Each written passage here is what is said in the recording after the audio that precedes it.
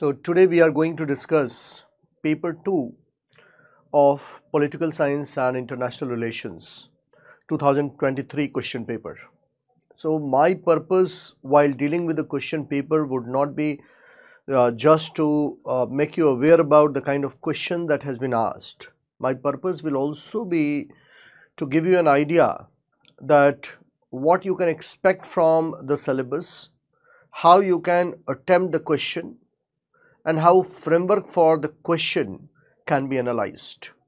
अगर आप पूरे पेपर को एनालाइज करेंगे तो आपको कुछ बातें वहाँ पर समझ आएंगी. जैसे the first and foremost thing is this paper is relatively a paper of moderate difficulty. I won't call it a difficult paper. दूसरा इस पेपर की सबसे खास बात मुझे लगी that you can easily conclude your answer in 150 words, 200 words, 250 words.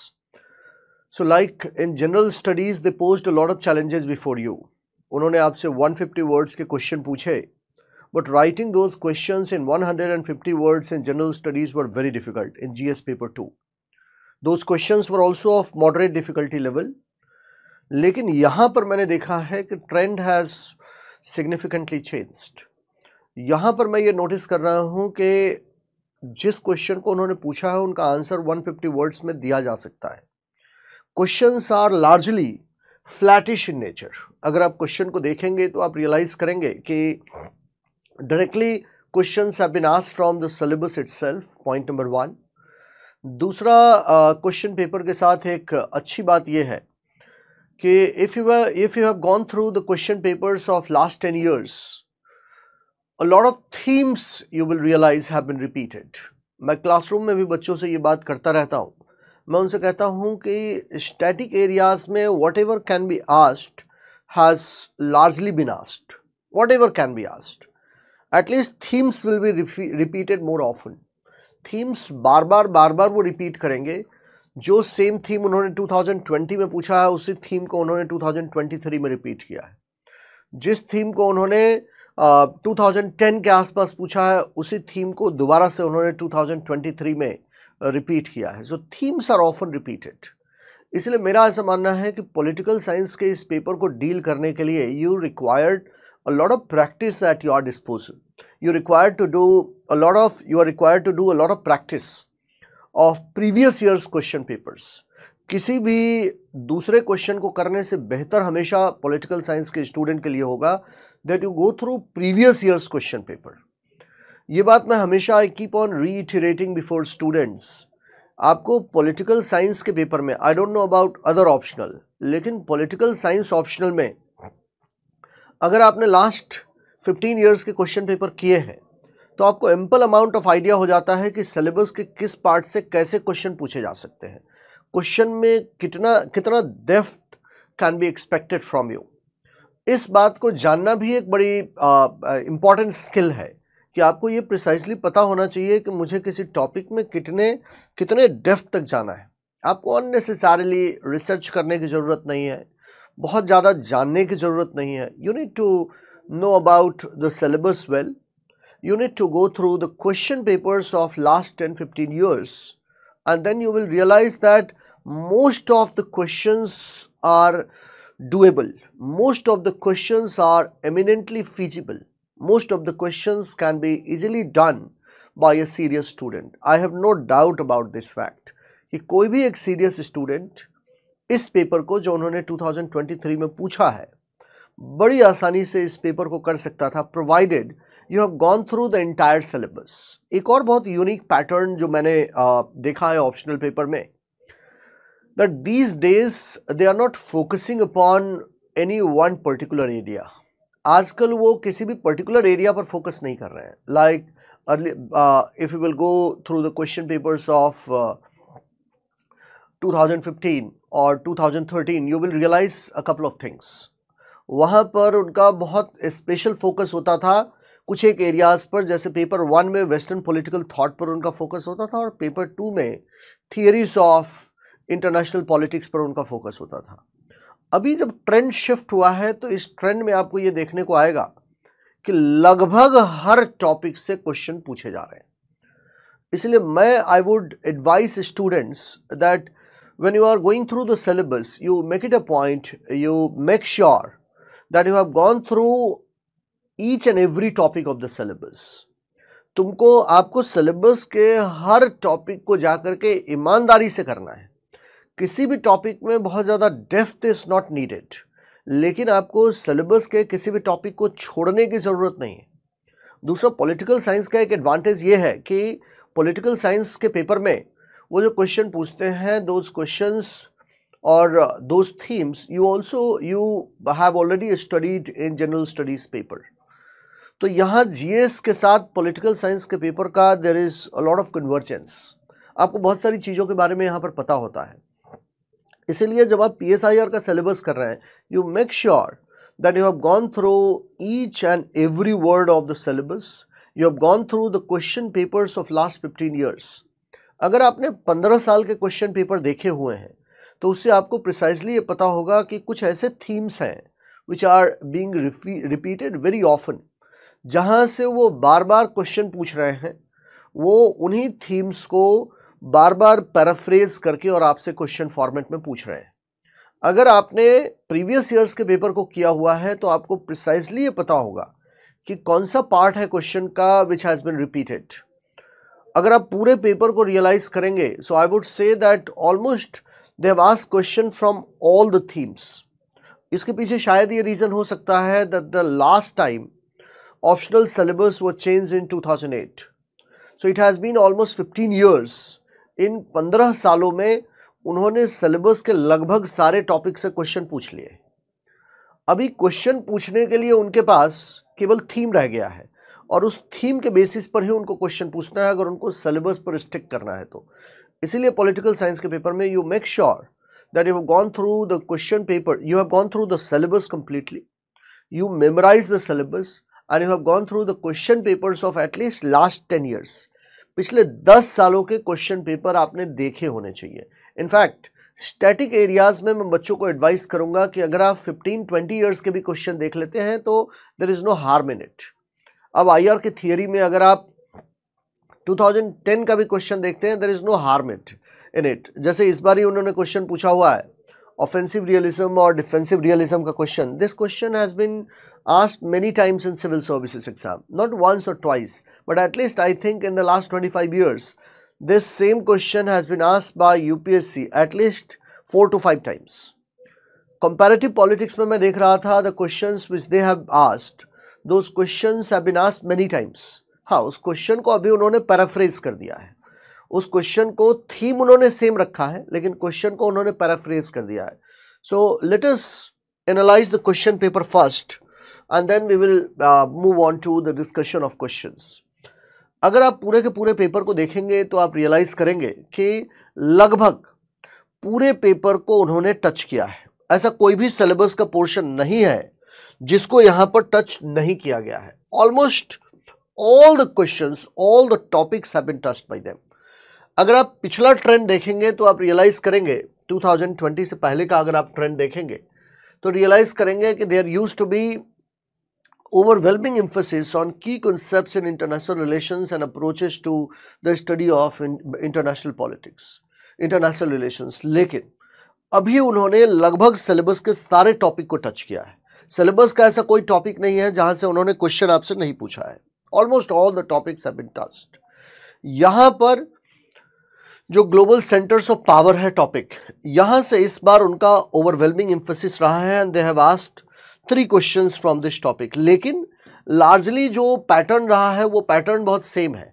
कुछ एक एरियाज से वो 2-3 क्वेश्चन पूछ रहे हैं और कुछ एक एरियाज से उन्होंने टच जरूर किया है. इसलिए I would advice you to first memorise the syllabus, first you try to remember the syllabus and then you go through the question papers of last 10 years at least.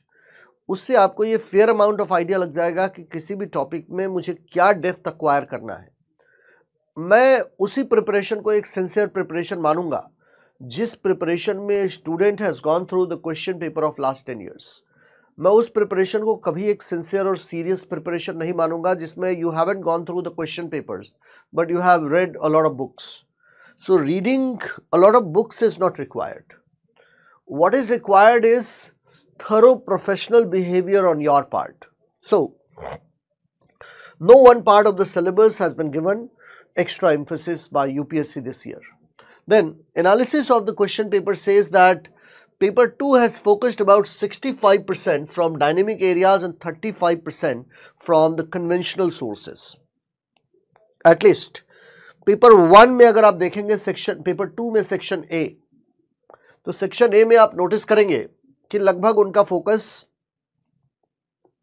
65% के आसपास, 70% के आसपास स्टैटिक एरियाज पर था. 75% आई वुड से, 25% dynamic areas पर था. यहां पर थोड़ा सा रिवर्स हो गया है. Dynamism is tested on almost 65% of the paper and static portion is merely 35% of the syllabus. इसका ये मतलब नहीं है कि conventional sources को you can neglect, क्योंकि पूरा का पूरा पेपर जो सॉल्व होगा वो conventional areas के बेसिस पर सॉल्व होगा जिसमें dynamic elements have been included.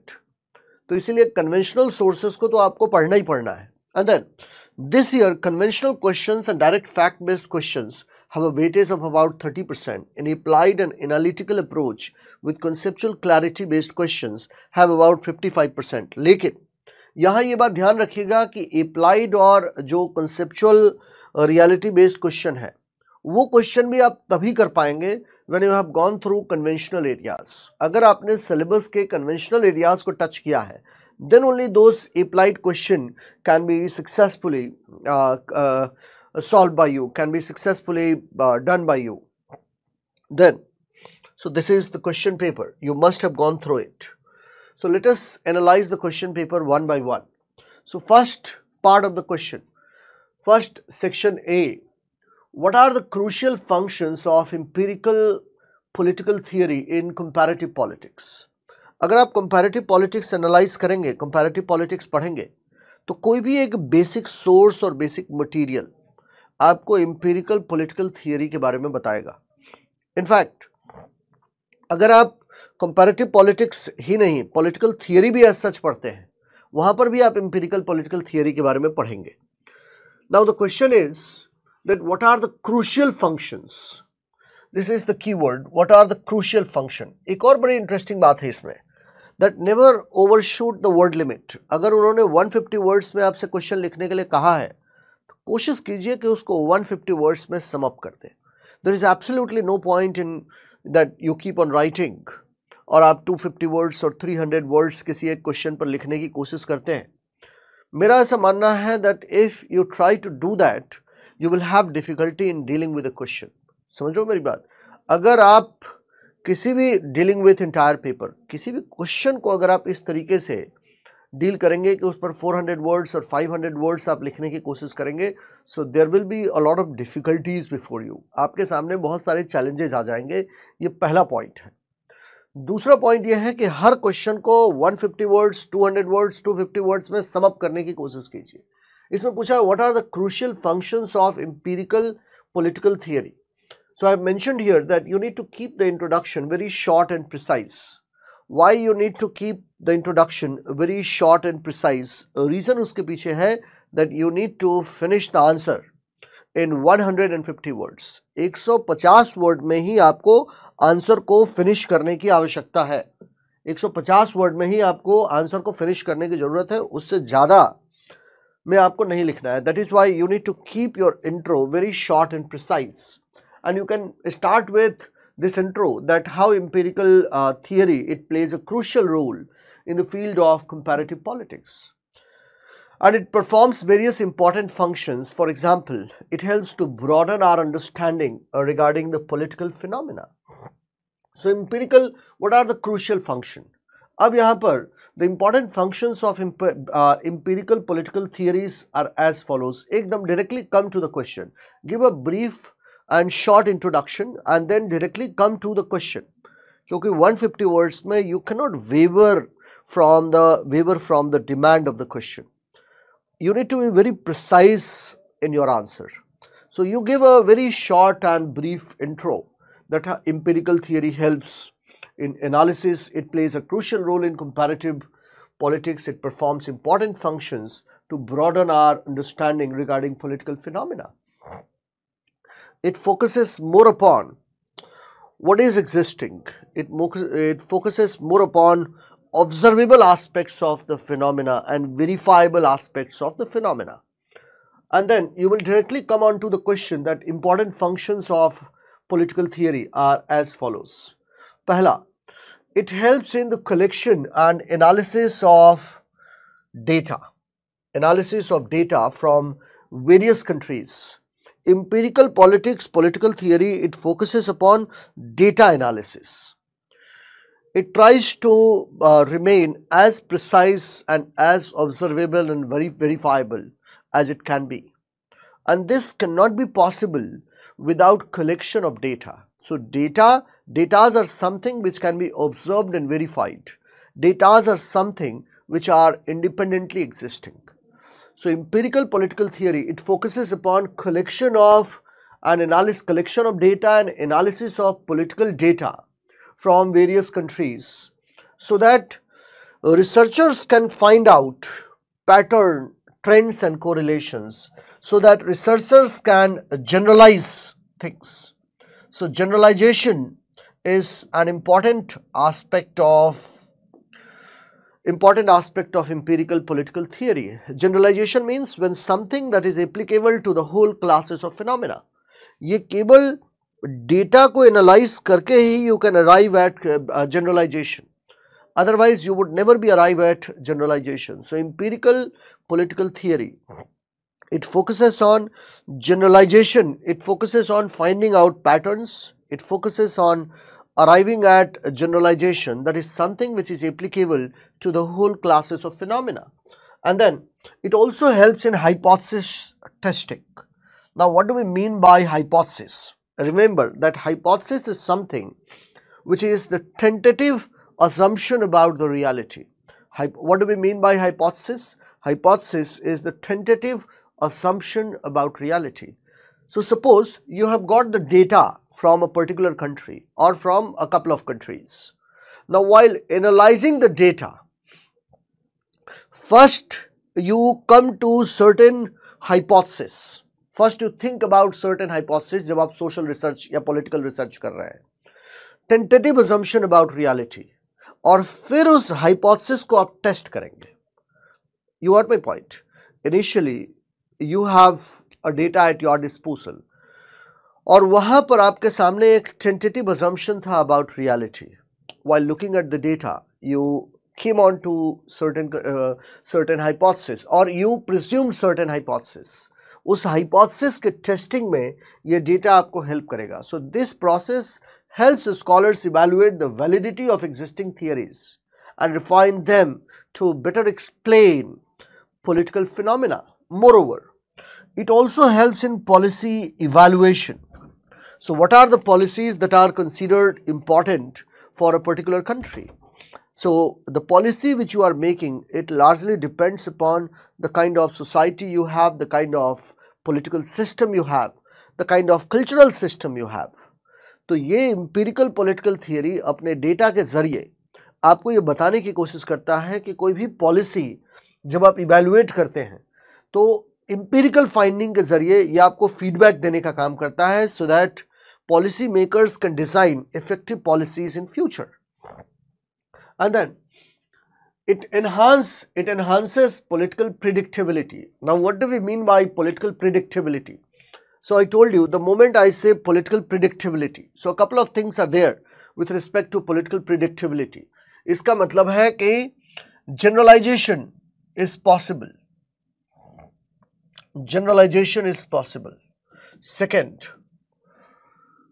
you are merely studying observable facts and verifiable facts. So you can verify things, you can observe things. You are observable and verifiable facts. इसके जरिए आप predict कर सकते हैं future को. Political predictability can be done by analyzing historical and current data.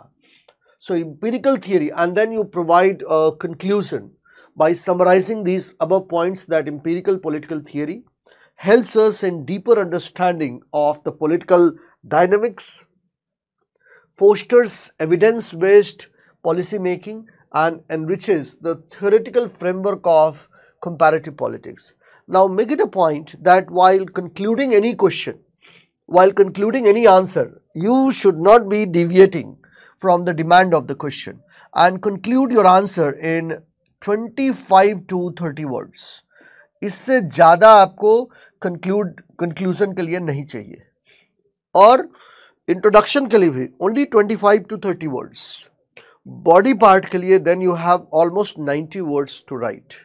And remember my point that never ever overshoot word limit, because overshooting word limit will create difficulty for you. You will not be able to complete the paper. Up 16, by the time you are at 16th question, 17th question, your time is up. ये condition कभी नहीं आने देना है और इस condition से बचने का सबसे आसान तरीका क्या है? इंट्रोडक्शन और कंक्लूजन दोनों को फिक्स कर दो कि मेरे को 150 वर्ड्स में इतना ही इंट्रो लिखना है, इतना ही कंक्लूजन लिखना है. नॉर्मली जब मैं स्टूडेंट को देखता हूँ so they face a lot of difficulties while writing introduction and conclusion. They always try to overshoot the word limit in initial questions. Initial question में word limit को overshoot नहीं करना है. That's not a good idea. Now let us come on to the second question. And remember that always make a thought framework for a particular question. जैसे अभी मैंने empirical political theory के बारे में मैंने आपको बताया. इसका thought framework कैसे होगा? The structure which I am showing you here. एक ब्रीफ इंट्रो में आप क्या लिखेंगे, बॉडी पार्ट में आप क्या लिखेंगे, कंक्लूजन में आप क्या लिखेंगे, सारी बातों का फ्रेमवर्क आपके सामने तैयार होना चाहिए. Then only your answer can become innovative. Then what are the difficulties faced by political theorist in comparing the states. अब यहाँ पर एक दूसरी चीज मैं आपको बताना चाहता हूँ. पूरे पेपर में जहां पर भी उन्होंने डायनेमिक क्वेश्चन भी पूछे हैं, वो क्वेश्चन भी बिना स्टैटिक एरियाज को मास्टर किए आंसर नहीं दिए जा सकते. You should not be focusing too much upon dynamic aspect. Dynamic aspects can be done by a serious student, the one who has gone through the question paper within 10 days. The point is whether you have understood the core areas of the syllabus or not. अगर core areas of the syllabus you have understood, then dealing dynamic paper, dynamic aspects of the question will not be a difficult task for you. So second question says that what are the difficulties faced by a political theorist in comparing the states. ये 10 marker है, इसका मतलब you need to finish your answer in 150 words. Now the question says the difficulties faced by political theorists. It means that political theories, when they try to compare states, they face a lot of difficulties. So what type of difficulties political theorists are facing while comparing the states? So now I have mentioned here that political theorists, they encounter various difficulties when they do the comparative study of states, which sometimes hinder the efficacy of their analysis of the subject. It also affects the quality of their research and it tends to produce biased studies. हमेशा आप notice करेंगे when Western researchers, they are analyzing Eastern societies like India, you will realize that more often they tend to create biased studies. Why? Because when they try to compare two states, more often than not, their biases would creep into their research और उनका bias is going to contaminate their research. So the first and foremost difficulty that is being faced by political theorists while comparing the states is that they tend to produce biased studies. Biasness would contaminate their research. पहला point. Second point I have mentioned here. First point I have mentioned, वो first point होगा biased studies वाला. Second, that states vary significantly in terms of culture, history, geography. That is why I told you that Western culture is different from Eastern culture.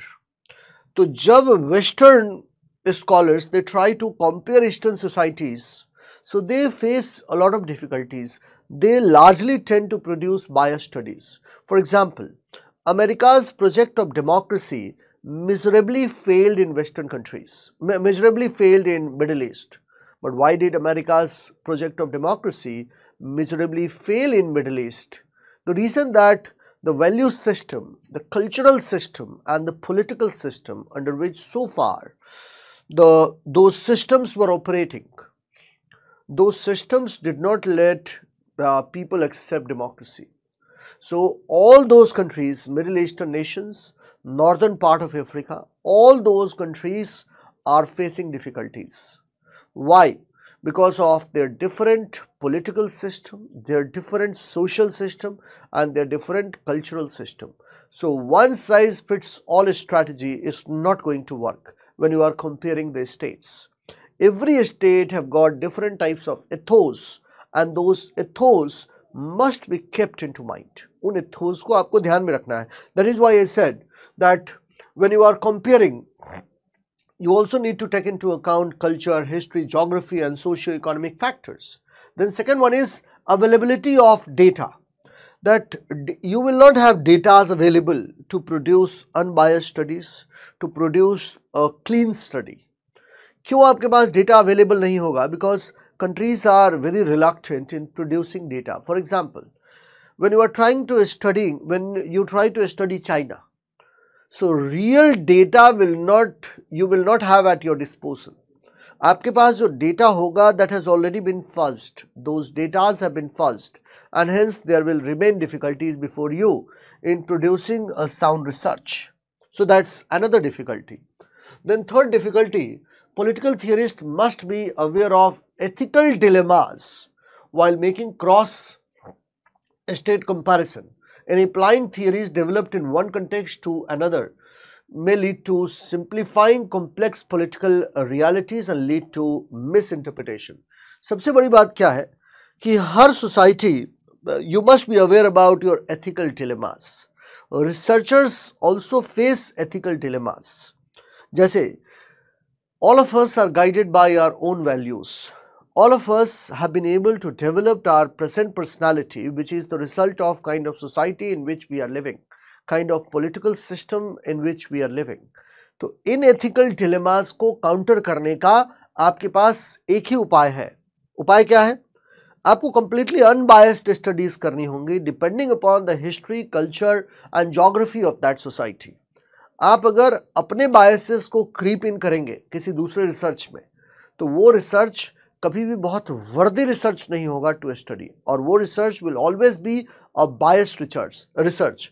That is why it says that defining political concept and theories in a way that applies universally across states can be complex. जैसे paper 1 में आपने पढ़ा होगा, John Rawls का सबसे बड़ा criticism यही है that Rawls wanted to create a grand theory of justice. Rawls wanted to create a theory of justice which will be applicable to all the societies equally. Now the problem is that you will never be able to have a theory that will be applicable to all the societies, Western societies and Eastern societies alike.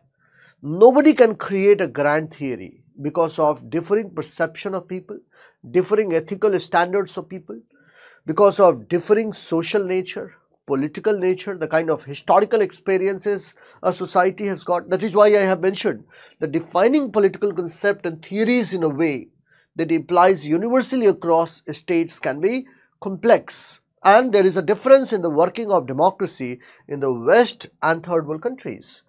यही reason रहा है that Middle Eastern states, they have criticized United States of America's project of democracy. And they said that USA's project of democracy will not be acceptable. This project of democracy is they are trying to expand democracy at gunpoint. So expansion of democracy at gunpoint will not be acceptable to us. Mahathir Mohamad of Malaysia, he said the same thing. Mahathir Mohamad said that he talked about Asian values. He said that Asian values are different from Western values. That is why scholars, they face a lot of difficulties, a lot of challenges while comparing cross states. Then, and he will provide a brief conclusion and how these challenges can be tackled.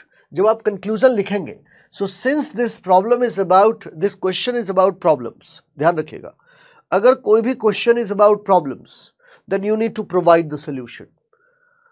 Even if they have not asked from you the solution of the problem, but since they have asked the problem, so it is a very good idea, since it is only 150 words question, so it is a very good idea that you need not explain the ways to tackle these difficulties. आपको simply conclusion में 2-3-4 point को include कर देना है. That is why I have mentioned here that conclude by writing how the challenges can be tackled. क्योंकि उन्होंने problem पूछा है, that is why you must provide the solution.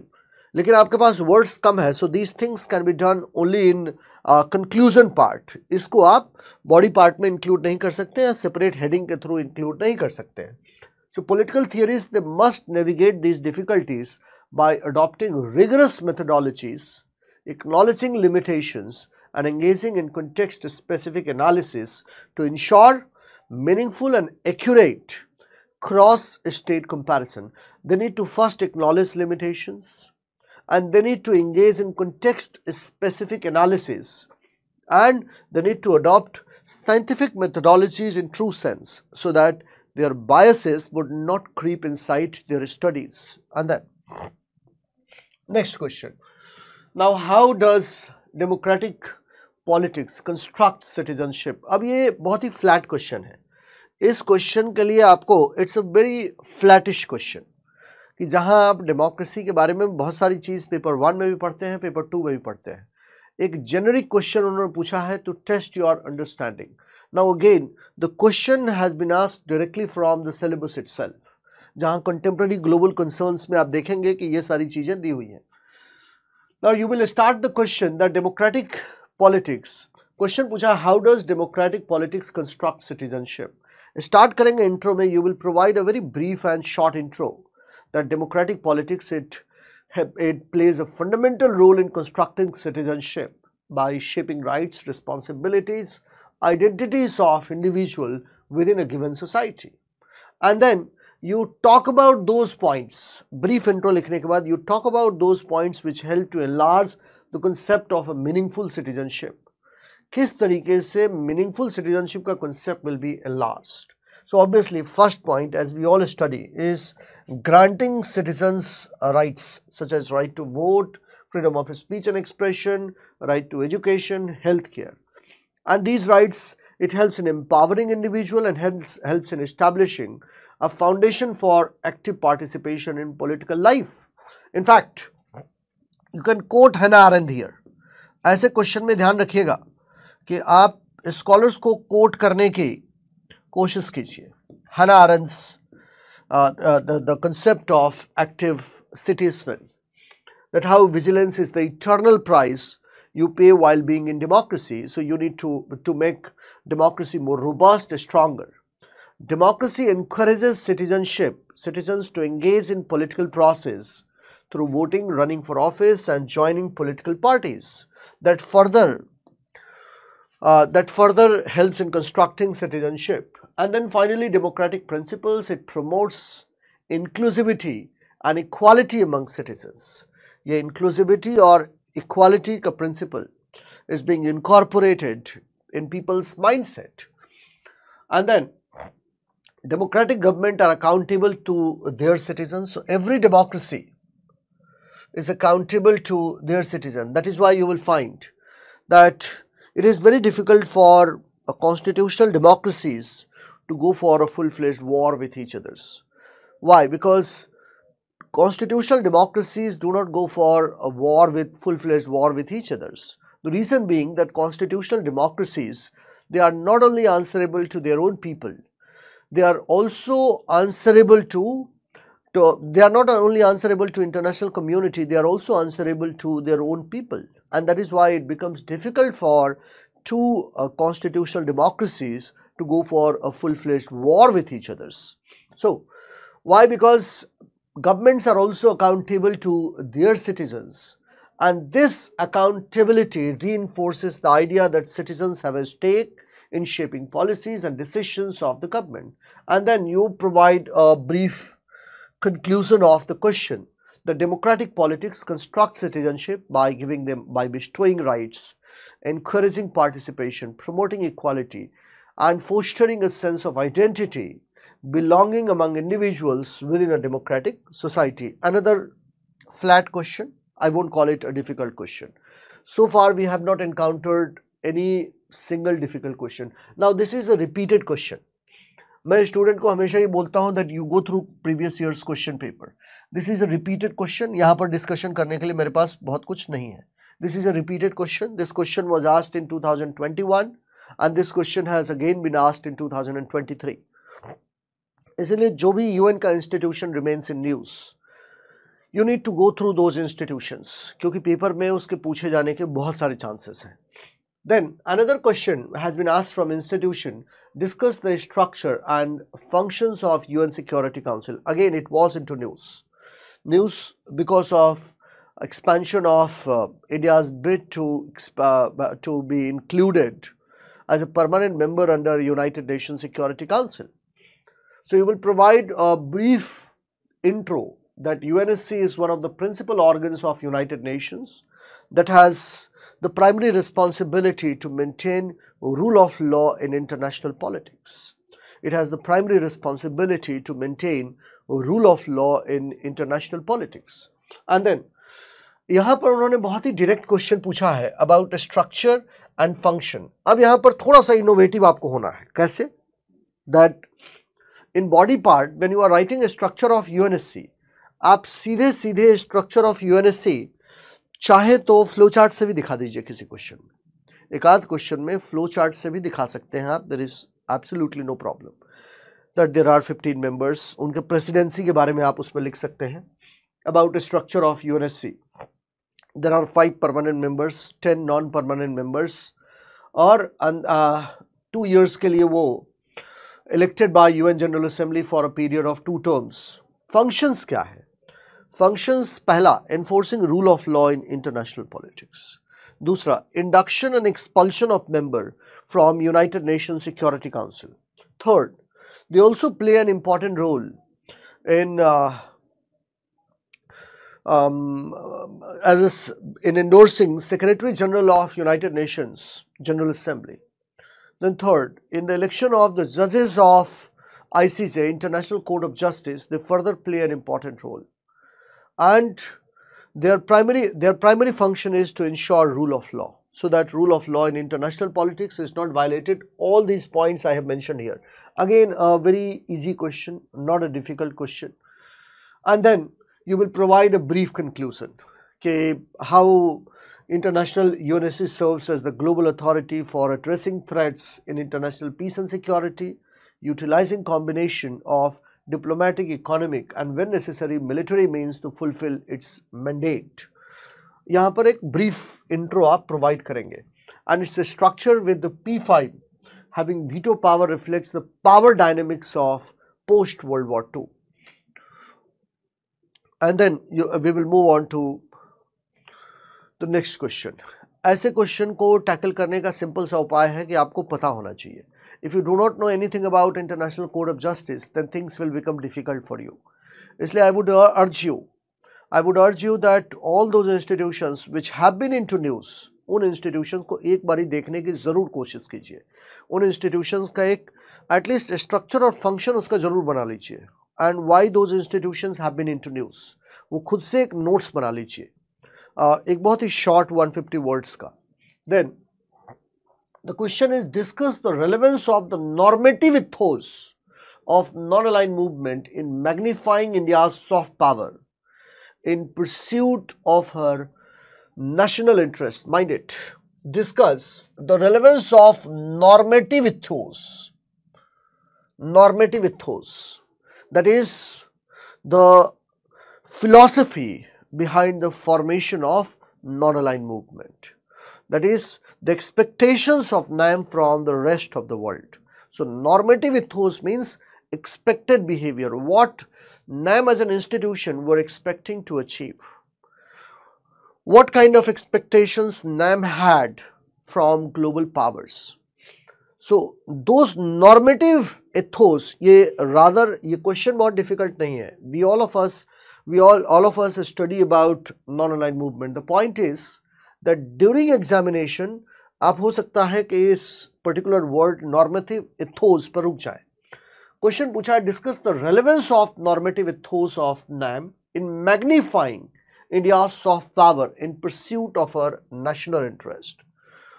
In fact जो नैम का नॉर्मेटिव इथोस रहा है, that has shaped the vision of third world countries also.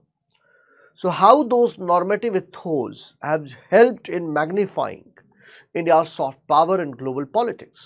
So we will briefly start with ये और 250 words का क्वेश्चन है. इस क्वेश्चन में लिखने के लिए आपके पास ठीक ठाक स्पेस है. So we will start with a brief intro of NAM, जहां आप NAM का इंट्रो देंगे.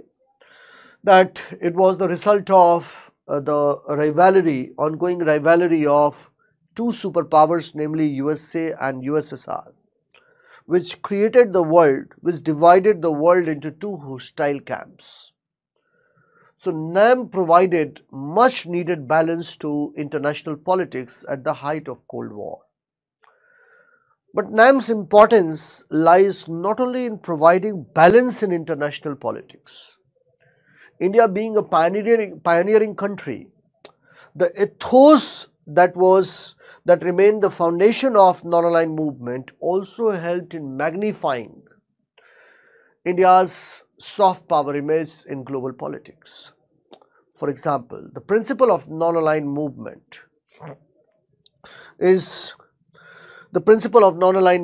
it includes one of the major principle of non-aligned movement was decolonization. So we stood against colonial powers. We advocated for the decolonization of the countries of Asia, Africa and Latin America. Point number one. Point number two, that we started demanding for new international economic order, that is equitable distribution of economic resources of both North and South. Then three, NAM as a platform started demanding for one, more equitable distribution of economic resources of the world, then revaluation of the prices of raw materials, South-South cooperation, those were the foundational values, anti-racialism. So India always stood for exploitation of weak. India always stood against racialism and colonialism. So these were normative ethos of NAM. अब यहाँ पर question बोल रहा है, body में आप क्या लिखेंगे? NAM has been historically relevant in magnifying India's soft power by enhancing its national interest in several ways. पहला, commitment to NAM principle has portrayed India as a peaceful and responsible global actor. This is one of the reasons that even today third world countries are looking towards India. Even today, whenever difficulties arises, they look towards India. For example, during COVID-19, India's vaccine diplomacy. तो NAM India के soft power image को poster करने में it played a great role. Then, NAM fosters solidarity among developing nations and it also aligns with India's aspiration to be a leader among the global South. In fact, one of the reasons behind the foundation of NAM, or rather one of the normative ethos of NAM, was South-South cooperation, that these developing countries, they should start collaborating with each others so that no bullying tactics would work to pressurize these third world countries. They wanted to become a force to be reckoned with in international politics. Then third, by actively, दो चार point मैंने आपको extra बताए हैं. For example, equitable distribution of economic resources of the world, south-south cooperation. It also wanted solidarity among third world countries. It stood against racialism and colonialism. NAM stood for justice in international politics. All these points can be incorporated. So those justice, that was the rallying point for NAM countries. So today we talk about climate justice. Common but differentiated responsibilities. You can also incorporate this particular point, and NAM facilitates, and then you can add these points also, and then provide a balanced conclusion by saying that India's commitment to the normative ethos of NAM has not only bolstered by projecting an image of a peaceful, inclusive and cooperative nations aligned with the aspirations of global South, but India's firm commitment to the normative ethos of non-aligned movement has also helped in bolstering India's image as an emerging global power which is representative of the global South. And that is how you will conclude by giving a very balanced conclusion. 250 words में conclusion should be of 45 to 50 words. You can go for 45 to 50 words conclusion, 45 to 50 words introduction, and then write 200 points, 200 words per body part. Then second B, in what ways does the functionalist approach in international relations help in maintaining peace and order in global politics? Now start with defining functionalist approach to international politics in conclusion itself, and then provide. So I have mentioned here the functionalist approach in international relations. It focuses upon the idea that international cooperation and integration in specific functional areas can attribute to maintaining peace and order in global politics. The best example of functional approach to international relation has been European Union. That is the best example of functional approach, that how warring nations can come together and create a grouping that is considered as an example of peace, stability and prosperity in global arena. So in functional approach to international relations, initially you remain sector specific. You try to increase cooperation in those areas where you have less dispute with others. And then over the period of time, you keep on increasing cooperation with countries. आप उसके बाद countries के साथ cooperation बढ़ाने की कोशिश करते हैं in other areas also, in other areas as well. And then I mentioned here, ये 15 marker है, so you need to finish your answer in 200 words. So it helps in following ways. Functionalism emphasizes cooperation and mutual benefits in specific functional areas. Functional cooperation builds trust among states. So when countries work together on shared objectives, they are more likely to trust each other. For example, the beginning of this approach, it can be seen with the emergence of European Coal and Steel Company by France's Foreign Minister Robert Schuman, who appointed Jean Monnet as its first president. So under the aegis of European Coal and Steel Company, France and Germany started collaborating in vital areas of iron and steel. And later on, this grouping was joined by Italy and then Benelux countries. Benelux countries means Belgium, Netherlands and Luxembourg.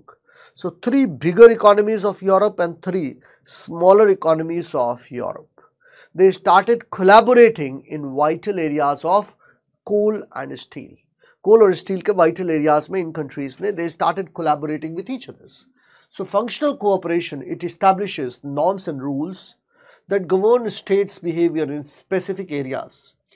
And then functionalism can mitigate conflict by addressing common challenges. And then you will provide by summarizing the above mentioned point that functionalist approach to IR promotes peace and order by emphasizing cooperation, interdependence, trust building, etc.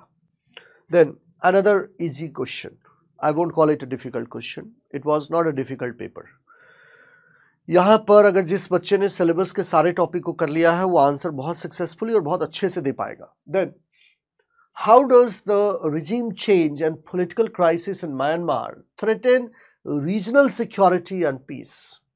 Now I will call it a dynamic question. Why I would call it a dynamic question? Because this question was framed keeping in view ongoing political challenges and political volatility in Myanmar. Question पूछा हुआ है that how does regime change and political crisis in Myanmar threatens regional security and peace? So Political crisis in Myanmar, जब भी question का introduction लिखिए, always remember a point that you start introduction by the phrases that has been used in the question itself. ये आपके answer को provides greater legitimacy in the eyes of examiner. हमेशा उन phrases को इस्तेमाल कीजिए अपने इंट्रो में, हमेशा उन phrases को इस्तेमाल कीजिए अपने आंसर में. That will provide greater legitimacy to your answer. So, ये कहता है the regime change and political crisis in Myanmar, it poses significant threats to regional security and peace.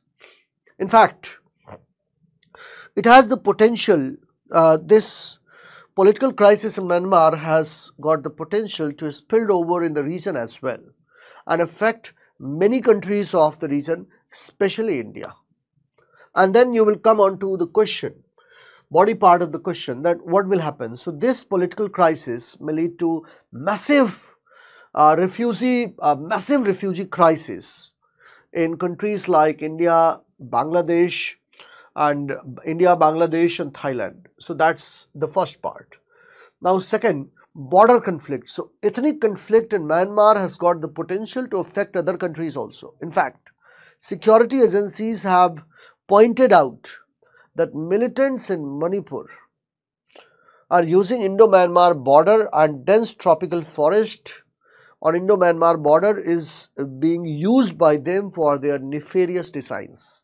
अपने डिज़ाइंस के लिए इंडो-म्यांमार बॉर्डर पर के डेंस ट्रॉपिकल फॉरेस्ट का वो मिसयूज़ कर रहे हैं लगातार, और ये एक चैलेंजेस इंक्रीज करने का काम कर रहा है. इसलिए यहाँ पर इस बात को याद रखिएगा कि बॉर्डर कन्फ्लिक्ट में जो एथनिक कन्फ्लिक्ट्स हैं, it has got the potential to spill over. यहाँ पर आप मणिपुर क्राइसिस में लिख सकते हैं कि मणिपुर क्राइसिस में militants are using Indo-Myanmar border. So if there is more political volatility in Myanmar, so that has the potential to alter so many things. Once again, insurgency will start happening in India's northeastern states. India's actist policy will face a lot of difficulties. Now this political change in Myanmar, it is going to affect trade, it is going to disrupt trade among countries, पहला point. दूसरा point, it is going to increase insurgency in India's northeastern states, which will result into massive political instability, and then a refugee crisis, and then finally, it is also likely to affect India's actist policy. India के actist policy को significantly affect ये कर सकता है. Why? Because Myanmar is the only country of Southeast Asia with which India shares land as well as maritime boundary. Southeast Asia की इकलौती country Myanmar है with which India shares both land as well as maritime boundaries. So India heavily depends upon Myanmar for achieving objectives of its actist policy. And in recent times, the political crisis in Myanmar has got the potential to alter geopolitical dynamics of the region. It also has got the potential to affect India's actist policy. ये भी point आप उसमें add कर सकते हैं. So the inability of regional organization like ASEAN to effectively address the crisis has raised question about their ability to promote peace and security. ये point भी add कर सकते हैं. And then you can also add about the point of India's actist policy, which just now I mentioned that it has the potential to derail India's actist policy. And then you provide a balanced conclusion.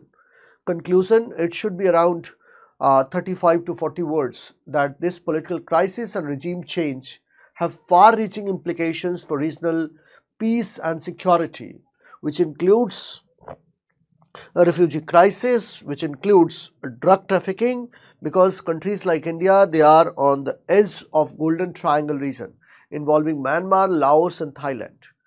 It has got the potential to increase insurgency in these countries and hence resultant political instability. That is why there is a need to have coordinated efforts from region and international actors to stabilize the situation in Myanmar.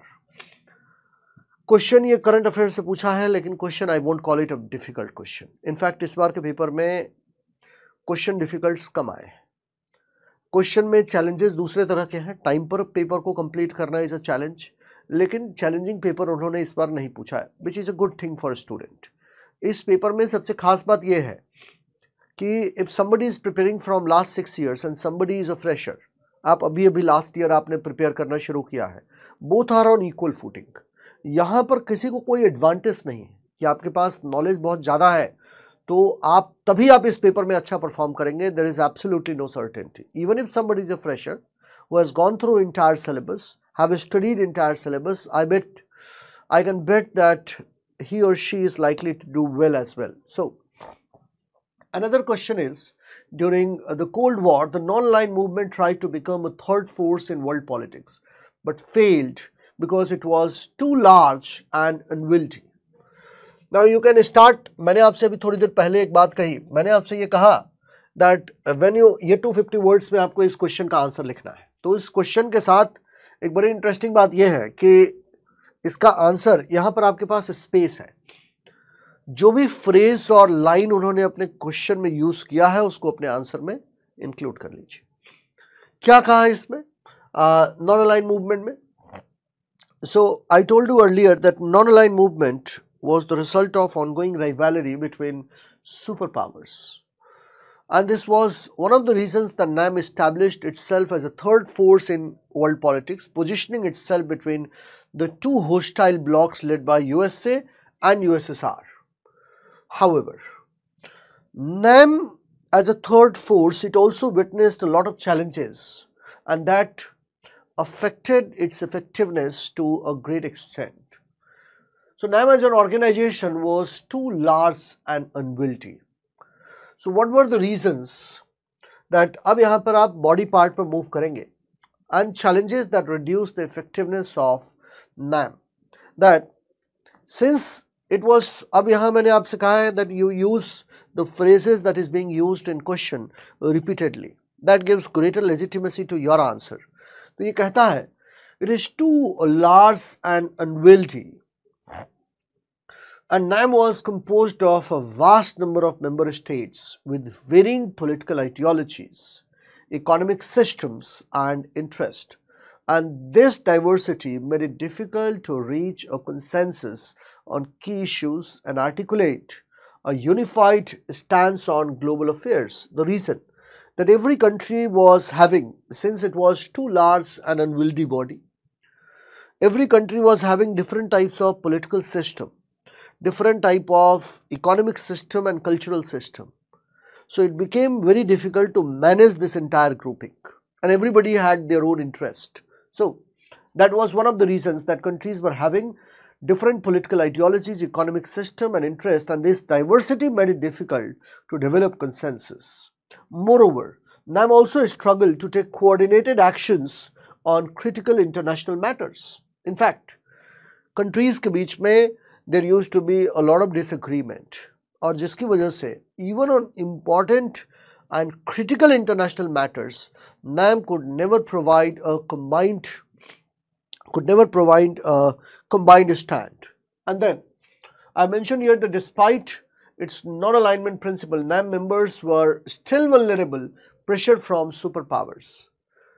So even though they were not openly joining the blocs led by USA and USSR, but they were still vulnerable to the external pressure coming from the superpowers because of the exigencies of Cold War period, because of the geopolitical rivalries amongst the NAM member itself. That was also one of the reasons that NAM as an organization, it could not become a very potent force. So NAM lacked robust institutional structure and mechanism for collective decision making and implementation of policies. That was also one of the reasons. And then you will provide a balanced conclusion that even though that NAM aspired to become a third force in international politics during Cold War period, but since it was too large and unwieldy body, and that posed a lot of difficulties in NAM achieving its stated objectives. So while it provided a platform for developing countries to voice their concern, it often struggled to translate its ideals into concrete actions and policies on the global stage. And that is how NAM could never remain a force to be reckoned with. It was not a force, it was not a combined force. The stated objective of NAM was provide a balance in international politics. But it could not become an effective force because it was too large and unwieldy body.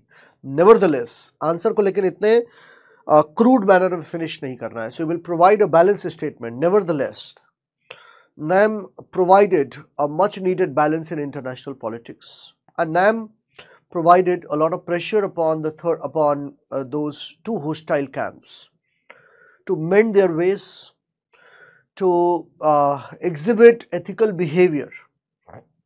So that is how you will finish this conclusion. Now next point, next part of the question. Again, जो अभी हमने functional approach पढ़ा है वहाँ से काफ़ी सारी चीज़ें यहाँ आप लिख सकते हैं. Account for the rise of the European Union as a highly influential organization. Now इस point में अगर आप पेपर 2 सेक्शन ए 2A देखेंगे तो आप रियलाइज करेंगे कि उसमें यूरोपियन यूनियन एक टॉपिक है जिसमें you study about the evolution of European Union. Question पूछा हुआ है account for the rise of European Union as a highly influential regional organisation introduce. Now अब जो क्वेश्चन में उन्होंने पूछा है एग्जैक्टली उसी को अपने वर्ड्स में आप इंट्रोडक्शन में यूज कर सकते हैं.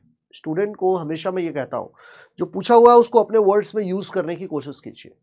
तो यहाँ पहला पार्ट है the rise of European Union as a highly influential organization can be attributed to several key factors. तो पहला कि after World War II, warring nations of Europe they came together to establish an organization that became one of the finest example of peace and stability, ensuring peace and stability in a region. So European Union, the beginning can be seen, as I told you earlier, in the European Coal and Steel Company 1951. The idea of European Coal and Steel Company, as I told you, was given by French Foreign Minister Robert Schuman, and its chairman was Jean Monnet. Jean Monnet provided the chairmanship to European Coal and Steel Company.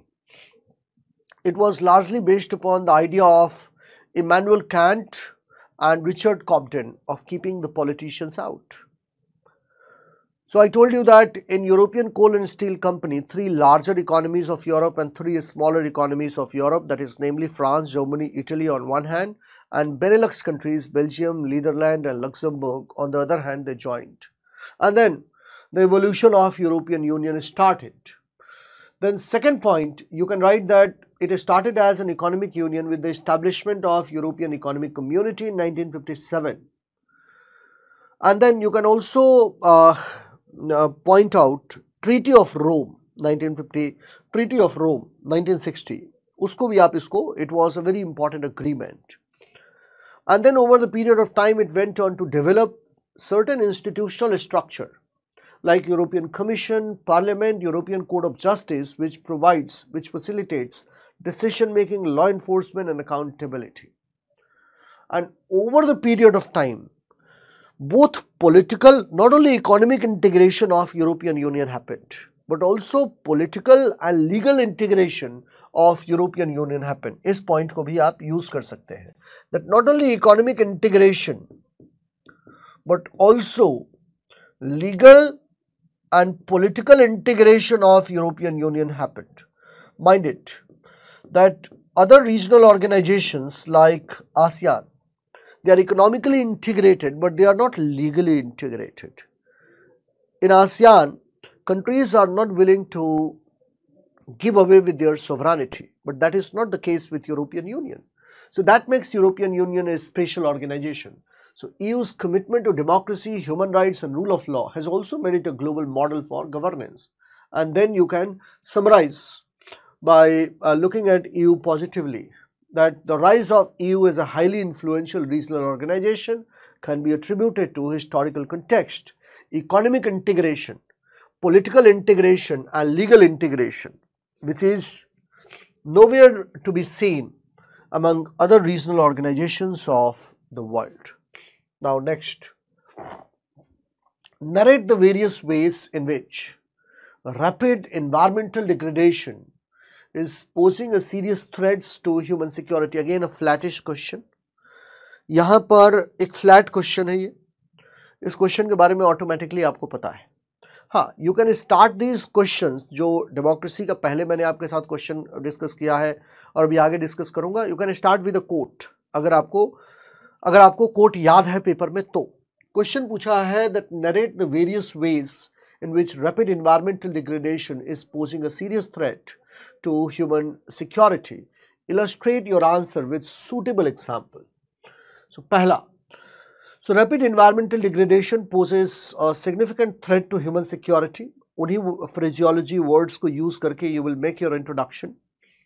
And then question पूछा है कि ways through which narrate the various ways in which rapid environmental degradation is posing a threat to human security and illustrate your answer with suitable example.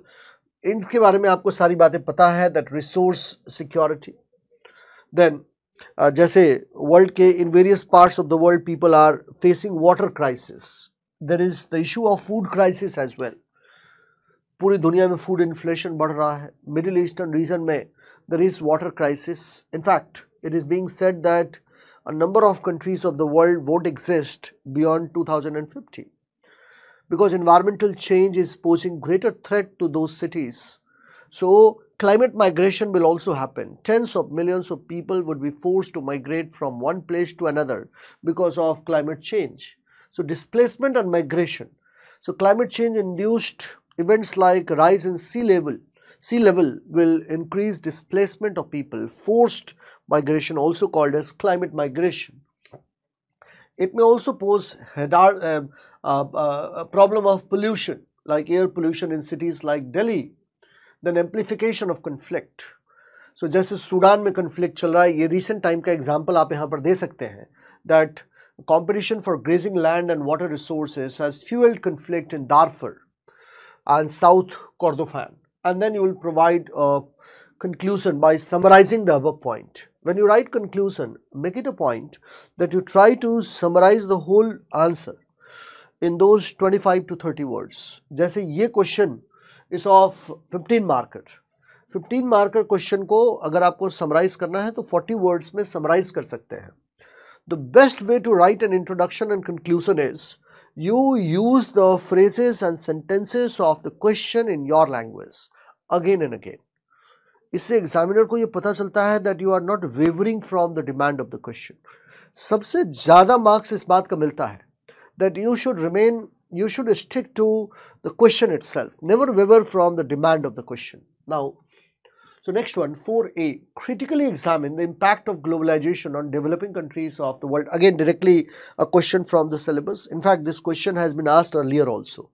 So most of the questions, at least their themes have been asked earlier also. Paper में शायद ऐसा कोई question नहीं है 2A में जिसके बारे में उन्होंने पहले कुछ ना पूछा हो. ऐसा बिल्कुल कोई क्वेश्चन नहीं है. So critically examine the impact of globalization on the developing countries of the world.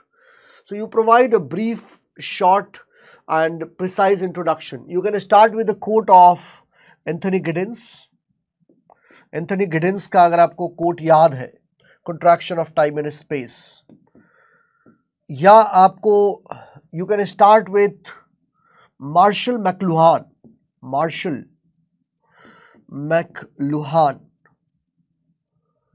के ग्लोबल विलेज के कॉन्सेप्ट से स्टार्ट कर सकते हैं इसको, या क्योहेन एंड नाई के स्टेटमेंट से of complex interdependence. You can start with this question, या बीच में भी आप उन सारे पॉइंट्स को पुश कर सकते हैं. क्योहेन एंड नाई का कॉम्प्लेक्स इंटरडिपेंडेंस वाला पॉइंट. तो देन पॉजिटिव क्वेश्चन पूछा है, critically examine the impact of globalisation on developing countries of the world. ये सीधे सीधे सिलेबस को उठा के उन्होंने क्वेश्चन में पूछ लिया है. नाउ पॉजिटिव इम्पैक्ट सारे लोग ग्लोबलाइजेशन के बारे में पढ़ते हैं, that obviously it has facilitated trade, investment, economic growth. Second, it has also helped in improvement in the life standards of people. It has helped in fostering innovation, and then it has helped in promotion of digital technology, which has improved access to information and thereby benefiting people even living in remote areas. A very easy question. and then you will discuss about the negative aspects of globalization. That globalization has generated tremendous amount of wealth, but it has also created, exacerbated income inequality in developing countries. You can also add the point like inter-regional and intra-regional disparity. Inter-regional and intra-regional disparity. जैसे example आप इसमें India का example दे सकते हैं. For example, the differences between northern and western part of India and the differences between Mumbai region and Vidarbha region of Maharashtra, intra regional.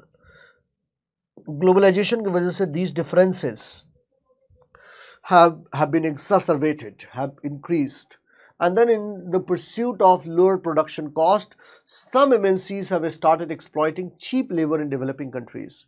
In fact, you would be amazed to know that in 1991, when globalization in its present form, present phase began, so all the branded jobs by United States of America were retained, and all the menial jobs by United States of America, low-cost manufacturing jobs, were exported to developing countries. So those polluting industries were set up in third world countries, and all the branded and research and development jobs, white collar jobs, were retained by them, and blue collar jobs were exported by them. So that was the negative effect of globalization, that it created inter-regional and intra-regional disparity. So those regions that were having infrastructure beforehand, those regions started witnessing a lot of changes.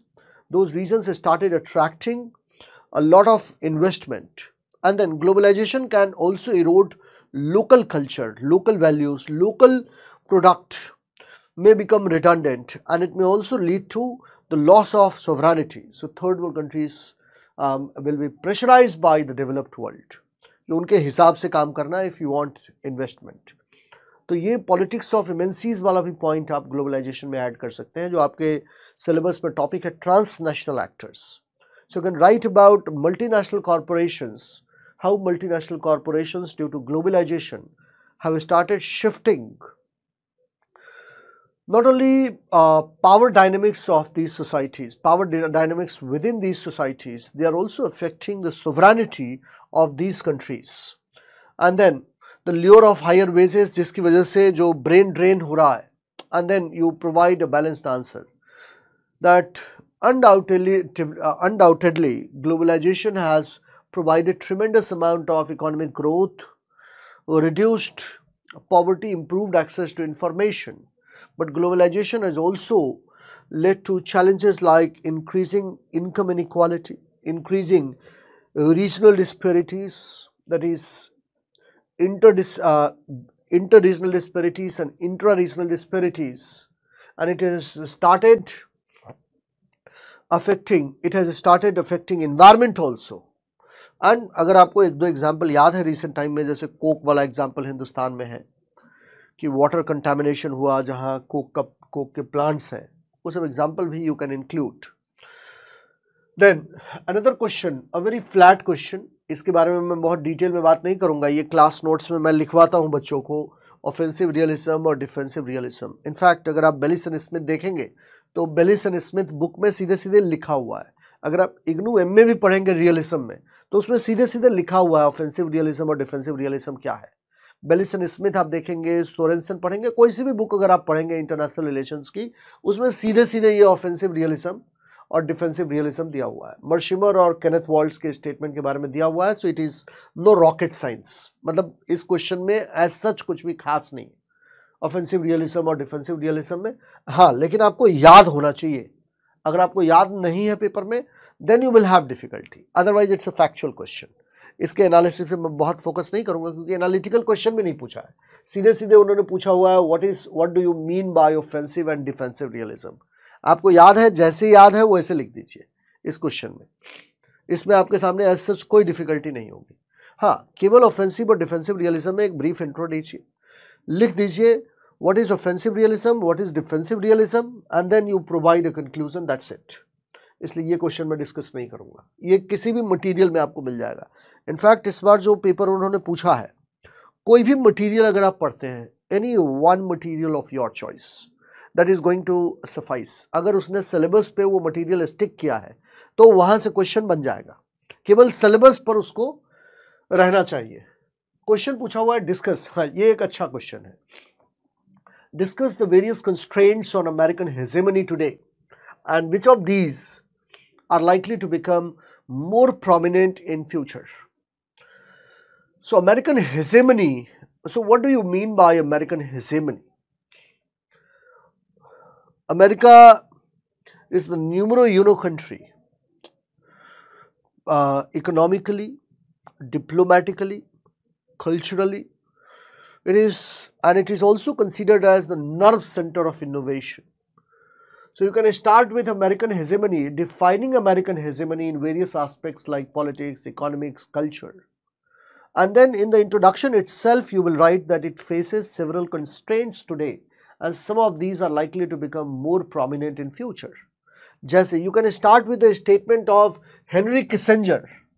Henry Kissinger ने कहा that in future, Henry Kissinger, former Secretary of State, he says that in future there will be far more challenges to American hegemony because of the rise of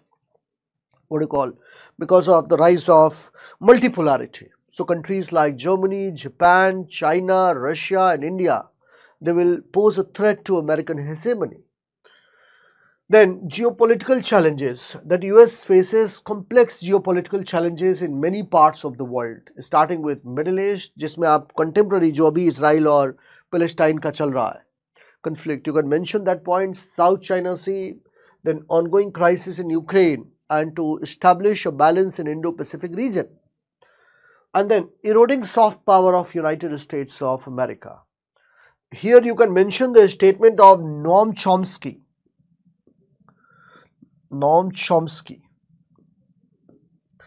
a linguist from MIT.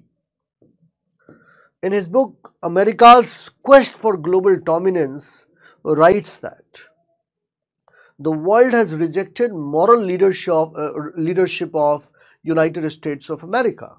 And American hegemony is not unchallenged today. There are a number of challenges that have started emerging. And then technological rivalry that has started happening with China in various areas that further poses a challenge to American technological leadership. Because so far United States of America have been considered as the numero uno country and the nerve center of innovation. But now there are challenges before American hegemony in various spheres, and some of these challenges are likely to become more prominent in future. For example, China's economic might will keep on increasing. So Thomas L. Friedman says that by 2030, China's economy would formally surpass American economy in dollar terms, and by 2060 China's economy would be twice to that of American economy, and that will further pose a challenge to American hegemony. Then technological rivalry. It is not only United States of America that is shaping the technological landscape of the world. So Chinese have also started shaping technological landscape of the world. I'm not saying that China is going to surpass United States of America tomorrow, but this rivalry between China and United States of America in several areas is going to become more prominent or going to assume more prominence in future. And then ongoing conflict and regional rivalries may intensify, and America's ability to maintain its global influence depends on addressing domestic challenges. And then you will provide a balanced conclusion that United States of America remains a dominant power, but it faces growing challenges to its hegemony in coming years. There is absolutely no denying this fact. So that's about paper 2, section A. Now let us start with section B. So this entire topic, it has remained a very, this entire topic of paper 2 section A is, I will call it easy. I won't call it even of moderate difficulty level, but provided if you have done all the topics of the syllabus, then things will not remain so challenging for you. Now let us start with paper 2 section B, I would call it 2B. Paper 2 section B में अगर आप पूरे paper का pattern देखेंगे, so you will realize a couple of things. पहला, उन्होंने current affairs को touch किया है, लेकिन एक्सक्लूसिवली करंट अफेयर्स को नहीं टच किया है. जो क्वेश्चन का पैटर्न रहा है वो किसी थीम के अराउंड रिवॉल्व करता रहा है. एक्सक्लूसिवली करंट से क्वेश्चन नहीं पूछे उन्होंने ऐसे क्वेश्चन पूछे हैं that if you know the developments of last 2, 3, 4 years तो आप क्वेश्चन को बहुत ही सक्सेसफुली आंसर कर पाएंगे. लेकिन अगर आपने लास्ट 2, 3, 4 ईयर्स के डेवलपमेंट के बारे में आपको नहीं पता है, then you may face difficulties. So first question है, first question is explain the major features of India's foreign policy in 21st century. मतलब 21st सेंचुरी में मेजर फीचर्स ऑफ इंडिया की फॉरेन पॉलिसी का क्या है. So if you will look at India's foreign policy in 21st century, you will realize that India has been able to maintain its strategic autonomy. India has been able to keep its core principles intact. At the same time, India has adopted its foreign policy to suit the changing demands of the time. जैसे जैसे time change कर रहा है, India has been able to accordingly tweak its foreign policy. So what are the major features of India's foreign policy in contemporary times in 21st century? In fact, if we will look at the changes, so you briefly mentioned the broad ideas of foreign policy of India in 21st century. And then I would call this question is of easy to moderate difficulty. It is not a very easy question, but it is an easy question tending towards moderate difficulty level. If we will look at India's foreign policy, then remarkable changes started happening to Indian foreign policy post 1991 after disintegration of Soviet Union. And the pace of change, the rate of change in India's foreign policy, it remarkably increased in 21st century. So in 21st century, the major feature of India's foreign policy is one, multi-alignment, that India has been aligning itself both the eastern world and the western world, both the global south and global north. India has been able to maintain a balance between its relationship with western countries and also with global south. So India is still adhering to the principles of global south, like the demand for new international economic order, one, South-South cooperation, its demand for climate justice, which includes common but differentiated responsibilities. At the same time, India is also aligning itself with Western powers, namely United States of America, France. And India has also been able to maintain its relationship with its traditional friends like Russia. So one major feature of India's foreign policy has been India's stance towards multi-alignment, and India has been able to maintain friendly relations not only with Western Bloc but also with third world countries and also with its traditional friends like Russia. And then second, India has been able to maintain its strategic autonomy in 21st century. Now what do we mean by strategic autonomy? Strategic autonomy means power to take one's own decision is called strategic autonomy. When you are able to take your own decision, then it is called as a strategic then it is called as a strategic autonomy. So you might be wondering that whether a country can be completely strategically autonomous or not. Absolutely strategically autonomous or not. Now this remains a debatable issue, because under American pressure, India has not been purchasing oil and natural gas from Iran. But despite American pressure, India continued to purchase crude oil from Russia. So India has been able to largely maintain its strategic autonomy in 21st century. It cannot be said that India has been unable to maintain its strategic autonomy. Largely, India has been able to maintain its strategic autonomy. Despite intense pressure coming from Western countries, India continued to purchase crude oil from Russia. That is another example of India's strategic autonomy. And third, neighborhood first policy of India. India's External Affairs Minister S. Jaishankar says that neighborhood first policy has been the core of India's foreign policy in recent times. So India has been able to maintain friendly relations with almost all of its neighbors, barring Pakistan. It has been able to maintain good relations with all its neighbors. In fact, India has always come forward with its help for its neighbors whenever Sri Lanka faced difficulties, Maldives faced difficulties. Then India's Act East policy, another remarkable area of success for Indian diplomacy. Despite many challenges, despite multiplicity of challenges, India has been able to remarkably progress with respect to its Act East policy. And India has been able to maintain good ties not only with Myanmar, with other countries of Southeast Asia as well. So it is another important feature of India's foreign policy in 21st century. And then economic diplomacy of India. It is another area where India has been remarkably successful. In fact, if you will look at the data of last 5 years, you will realize that India has been receiving a record amount of foreign direct investments. So that has been another remarkable area of Indian foreign policy in 21st century.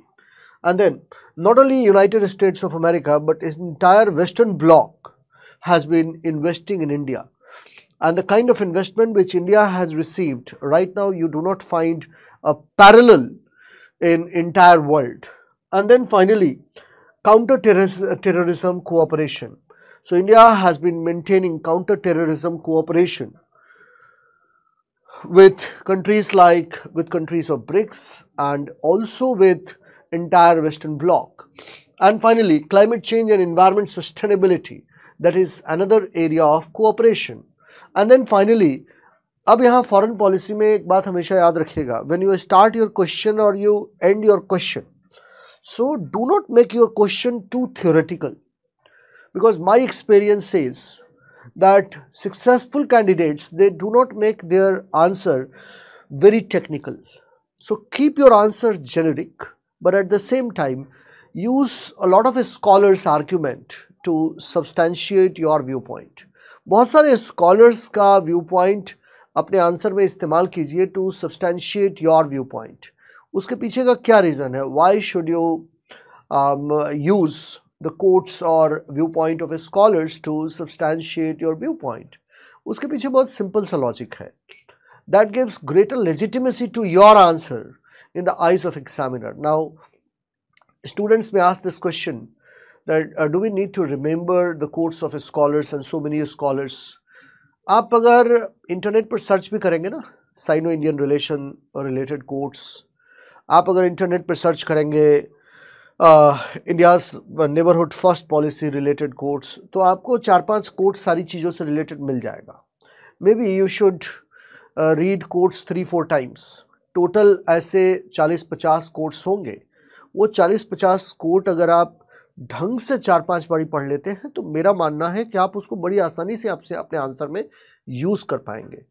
So it would be better for you if you can start your answer with a quote of a scholar, or you can end your answer with a quote of a scholar in India's foreign policy. I will never suggest you to make your answer too technical, too theoretical. Do not make your answer too theoretical, but quote scholars to substantiate your viewpoint. तो यहाँ पर आप जब answer देंगे, so you can start with the quote of scholars. You can conclude your answer with the quote of S. Jaishankar. You can quote your answer with scholars like C. Raja Mohan, Brahma Chelani, Sameer Saran. किसी भी एक scholar के view point को आप यहाँ coat कर सकते हैं. That India has been able to remarkably maintain its strategic autonomy in 21st century. At the same time, India has been able to maintain good relationship with countries of South also. And then that is how you will conclude your answer. But remember, when you need to write your answers in 150 words, so what it requires is precision on your part. So the more precise you are while writing answer, the more space, the more it makes examiner think about your answer. तो इसीलिए ये कोशिश कीजिए कि अपने answer को बहुत ही precise बनाएं। छोटा इंट्रोडक्शन लिखने की कोशिश कीजिए, छोटा कंक्लूजन लिखने की कोशिश कीजिए और छोटा बॉडी लिखने की कोशिश कीजिए, एकदम to the point and never exceed word limit. अपने वर्ड लिमिट पर अपने आप को स्टिक करने की कोशिश कीजिए। खैर, so first, what are the reasons for the lack of reasonness in South Asia? Now, you can briefly introduce this question by stating that South Asia is one of the reasons that is still in search of reasonness. South Asia is still a region that is still searching for its identity. Why? Because of a number of reasons that South Asia has lacked reasonness so far, because of multiplicity of reasons, starting from historical conflicts existing between India and Pakistan. The differences are so much so between India and Pakistan that these two countries, the biggest countries of the region, they have not been able to collaborate with each other. This is one of the major reasons that South Asia as a region lacks reasonness. दूसरा, अगर आप देखेंगे, if you can use the example of European Union, that one of the major reasons for the success of European Union has been the role played by countries like Europhiles, countries which are called as Europhiles, like France and Germany. Both these countries have remained at the center of European integration. Countries like Britain, which used to be called as Europhobe, they never wanted expansion of European Union. But France and Germany, they always wanted integration of European Union, and that is why European Union has been able to develop a personality. One reason for the lack of reasonness is historical enmity existing between India and Pakistan. Now, diversity. This is a very diverse region in terms of culture, in terms of religion, in terms of language, that further makes it difficult to establish a common regional identity. And moreover, in South Asia, a security dilemma between or amongst countries existing so much so that countries prefer bilateral ties over giving an identity to entire region, and that is why South Asia as a region still lacks reasonness. And then obviously economic disparities that is existing and role of external powers. Stephen P. Cohen says that role of external powers like China and United States of America have further complicated the matters among South Asian countries, and that is why SAARC as an organization has not been able to develop SAARC personality. Because Stephen P. Cohen, अगर आपको exam में ये coat याद है तो बड़ी अच्छी बात है। वैसे मेरा मानना है कि पूरे फॉरेन पॉलिसी पर सबसे आसान काम आपके लिए होगा that you prepare a list of the quotes. Hardly there are 50-60 quotes which you will keep on using throughout the paper. उन 50-60 कोट्स को वैसे भी अगर आप 4 to 5 टाइम्स पढ़ते हैं, रिवाइज करते हैं, तो आपको याद हो जाएगा। पेपर आप लिखने जाएंगे तो आपको याद हो जाएगा कि अच्छा यहाँ पे सी राजा मोहन का कोट यूज़ कर सकता हूँ, यहाँ पर स्टीफन पी कोहेन का, यहाँ पर डेविड मेलोन का कोट यूज़ कर सकता हूँ, शशि थरूर का कोट यूज़ कर सकता हूँ। आप अगर एग्जाम देने जाएंगे तो आपको ये बात समझ में आ जाएंगी। तो खैर, and then priority by the countries have been given to national interest, and then you give latest example, like there have been efforts to enhance regional cooperation, particularly in trade and energy, like ASEAN, SAFTA, but fostering a strong sense of regionness remains an ongoing and complex process in South Asia. एक और बात foreign policy के question में हमेशा याद रखेंगे कि current के एग्जाम्पल ज़्यादा से ज़्यादा दीजिए। फॉरेन पॉलिसी के क्वेश्चन में दो केवल थंब रूल याद रहना है। Rule number 1, use scholars, use quotes extensively, जो स्कॉलर्स जिनके साथ एग्जामिनर भी कनेक्ट कर पाए, रीजन नंबर 1। दूसरा, आप इस पूरे के पूरे पेपर में करंट अफेयर्स के बहुत सारे एग्जाम्पल्स देते रहिए। सारे क्वेश्चन आप देखेंगे तो वो थीम बेस्ड क्वेश्चन है, एक्सक्लूसिवली करंट से रिलेटेड क्वेश्चन नहीं है। लास्ट 3-4 इयर्स का डेवलपमेंट अगर आपको पता है और अगर आपको सब्जेक्ट में इंटरेस्ट है तो आप बहुत सक्सेसफुली उसका आंसर दे पाएंगे। Now this question that why is the compromise reached at WTO regarding COVID-19 vaccine manufacturing not a trade related intellectual property right? What does logic say?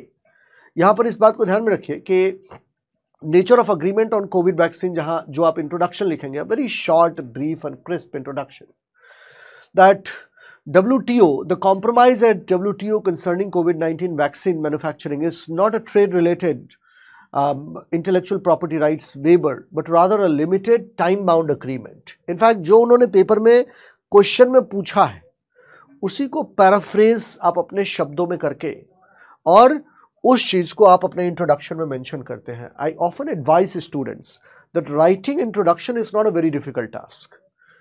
अगर आपका विजुअलाइजेशन पार्ट स्ट्रांग है, if you will keep on thinking questions, अगर आप सोचते हैं, आपकी understanding subject पर है, सोचा अगर आपने ज्यादा है, rather than reading I prefer thinking. अगर आपने ब्रेनस्टॉर्मिंग किया है क्वेश्चन पर, so on the spot you can create introduction. Introduction में the phrases, the terms that has been used in your question, it should be used. That should be your starting point. If you can relate a couple of examples in your introduction, well and good. सारे जगहों पर coat use करने की जरूरत नहीं है, but use quotes extensively and use current affairs related examples extensively. और वो भी अगर आप नोट्स प्रिपेयर अपने से करेंगे तो 4-5 पेजेस में वो सारी चीजें आ जाती है. खैर, अब एक बात हमेशा याद रखिएगा, ये जो trade related intellectual property rights weber है, लॉजिक क्या कहता है? लॉजिक ये कहता है कि वेबर इसलिए मिला था because of the challenges of कोविड-19. That is why waiver was given. So that is why I have mentioned that the reasons are, body में पूछा कि क्यों ये वेबर मिला है. First one is limited and time bound nature, hence it is not a TRIPS waiver, only for time bound manner. And it uses existing flexibility. It enables member countries to utilize existing TRIPS flexibilities, including issuing compulsory licenses and voluntary licensing for COVID-19 vaccines. Specific to vaccines, the scope is specific to vaccines with no blanket waiver for other medical products, only for COVID-19 vaccine because of the ongoing challenges. And then it is temporary in nature. वैसे ही अगर आप देखेंगे तो pandemic की urgency की वजह से ये वेबर दिया गया था. And finally it lacks unanimous support with concerns about innovation. So you will conclude on the significance of the approach that this approach was favoured for its expediency as per the present circumstances compared to the lengthy negotiation required for a full TRIPS waiver. इसके लिए weber इसलिए दिया गया था because of the exigencies of the time that waiver was provided because countries wanted to evade lengthy negotiations which are required for TRIPS. Now next question is, why do ethnic conflicts and insurgencies continue to remain major impediments to regional cooperation in South Asia? Now ethnic conflict and insurgencies, it continues to pose significant barrier to regional cooperation in South Asia, and these conflicts are having their differences. You need to go back to pre-independence phase. Moreover, the challenges, multifaceted challenges can be seen that resulted into these ethnic conflicts. For example, if we will look at Indo-Myanmar boundary, there are different types of challenges.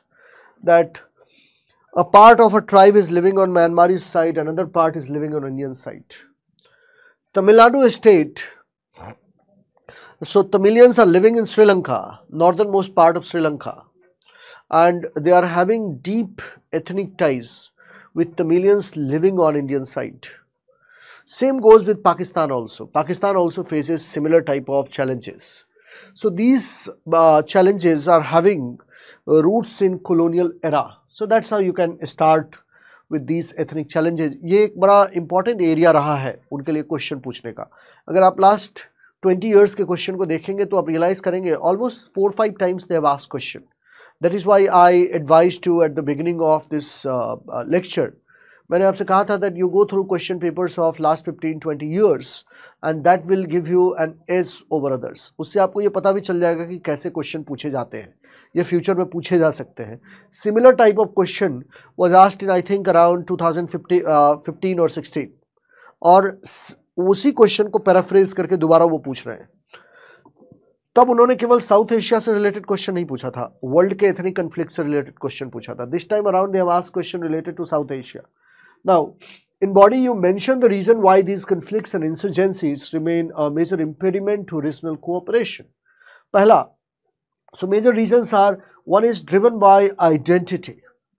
So marginalized ethnic groups, they become more assertive, they become more aggressive in their approach. Then countries are also facing territorial disputes. Just for example, Pakistan is facing dispute with respect to Durand line. India is facing dispute with respect to Kashmir Valley. And then third, lacking political inclusivity, that ethnic minorities, they feel persecuted in South Asia. Worldwide, if you will look at the phenomena, you will realize that whenever ethnic minorities, they feel politically persecuted, they raise the banner of revolt against the state. And then finally, economic disparities is also one of the reasons, and external support for insurgencies. And finally, South Asia's diverse ethnic dynamics, political instability, resource scarcity and ideological factors all are contributing to the persistence of these discipline. So what can be done? Pehla, we need to adopt a comprehensive approach. Since a problem has been asked, so I often advise a student that whenever a problem has been asked, even if they have not asked about the solution, you need to give them the solution. आपको उनको solution देने की आवश्यकता है. Since the problem has been asked, so you need to conclude your answer through way forwarding. So comprehensive approach encompassing political dialogue, economic development, social inclusion should take place. That is how these ethnic conflicts can be thwarted. Now another question is that what diplomatic steps has India taken to articulate the interest of the global south in international politics? So you gave a brief introduction of India's role in global south international politics. So India has taken a range of diplomatic efforts and initiative. So what are the major steps taken by India to articulate the interest of global south? Pehla, obviously through the platform of non-aligned movement. इस बार non-aligned movement से related 2 question was asked in 2A. Another question has been asked in 2B. So India has been a founding member of NAM, and through this platform it has tried to promote the interest of global south. Then through South-South cooperation, so forums like India, Brazil and South Africa and India-Africa Forum Summit, where India champions the cause of global south. And then finally, BRICS framework. So further, India collaborates with other economies to address economic development, security related problems. And finally, on the platforms of climate change, wherein countries like India has been talking about common but differentiated responsibilities. That indeed climate change is a problem that belongs to all of us, but the burden of climate change, it must be shared differentially by all. And then India has been demanding for UN reforms, wherein India has been pushing for a strong voice for developing nations. And then you can conclude your answer with a quote of a scholar, that C. Rajamohan. He says that the voice of Global South Summit that New Delhi convened in January 2023 is not about returning to anti-Western ideological tropes of the non-aligned movement. Delhi hopes its renewed engagement with the developing countries will boost its quest for a larger international role. अब ये question पूछा था इस summit की वजह से, उन्होंने ये क्वेश्चन पूछा था जनवरी 2023 में हुआ था. वैसे भी इस क्वेश्चन का आंसर दिया जा सकता था, but if you can use this particular fact and quote of C. Rajamohan, that will fetch you extra marks. इसीलिए ये कोशिश कीजिए कि अगर उन्होंने कोई क्वेश्चन फॉरेन पॉलिसी में पूछा है तो बहुत ही बुकिश और टेक्निकल आंसर नहीं दे रहा है, रादर ये कोशिश करनी है कि क्यों वो क्वेश्चन पूछा है. You should know about the fact. इसके लिए आपको करंट अफेयर्स में ये पता होना चाहिए कि कौन कौन से वो इवेंट्स हुए हैं, and then you can substantiate your view point with the view point of a scholar. Then arms trade, economic ties and congruent geopolitical interest are no longer the 3 pillars of India-Russia relationship in the emerging strategic context. अब यहाँ एक चीज समझिए, that Indo-Russian relationship has witnessed transformation in recent times. So earlier, the major guiding force for Indo-Russian relationship has been arms trade, because more than half of India's armaments, defense equipments, it is either of Soviet origin or Russian origin. But in changing a strategic landscape, the traditional foundation of this relationship are also undergoing transformation. Now the question पूछा है कि इस statement पर आपको comment करना है. So you need to elaborate upon the changing dynamics of India-Russia relationship. Changing dynamics India-Russia relationship का क्या है? Diversification of arms import by Russia. At one point of time, almost 95% of India's defense equipments were either of Soviet or Russian origin in 1991. And then India started reducing dependence upon Russian weapons. And India has been able to diversify its arms import. Then new avenues of cooperation have also emerged, prompting both countries to explore new avenues like energy and space cooperation. So after Russia-Ukraine war, India has been major buyer of Russian crude oil. जो Ural crude जिसको हम बोलते हैं, India has been a major buyer. At one point of time before February 2022, Saudi Arabia, Iraq और Saudi Arabia से सबसे ज़्यादा हम क्रूड ऑयल परचेज करते थे. And now Russia has pipped both Iraq and Saudi Arabia because of the exigencies of the time. And then finally, recent trends in India's foreign policy, it involves broader engaging with broader spectrum of countries, including US and regional partners. कारण क्या है? That India is heavily dependent on Western countries for multiple reasons. And then finally, the world order has also started changing. Just for example, in 2023, at the beginning of 2023, you realize, if you remember, S. Jaishankar made a statement. S. Jaishankar said that we are not too comfortable with Russia's no-limit partnership with China. So since Russia says that we are having no-limit partnership with China, India is not comfortable with the evolving geopolitical dynamics. And that is why India has started looking for alternatives. So changing world order, it has also prompted a shift in Indo-Russian relationship. And we will conclude by highlighting the futuristic perspective that while the traditional pillars endure, the India-Russia relationship adapts to a more multifaceted global context characterized by diversification, a strategic partnership and evolving dynamic. That both countries are taking into account evolving dynamics. Now next question is that discuss the importance of India's role in UN peacekeeping operation as a ground for its claim to a permanent seat in a UN Security Council. So briefly mention about India's role in UN peacekeeping forces. Briefly एक brief introduction दीजिए और वहाँ पर कौन कौन से point include कर सकते हैं. Importance of India's role in UN peacekeeping operation as a ground for its claim to permanent seat. India has been the largest troop contributor to UN peacekeeping missions. Then India is having great experience in conflict resolution. That is another reason that Then third one is India's commitment to multilateralism. That India's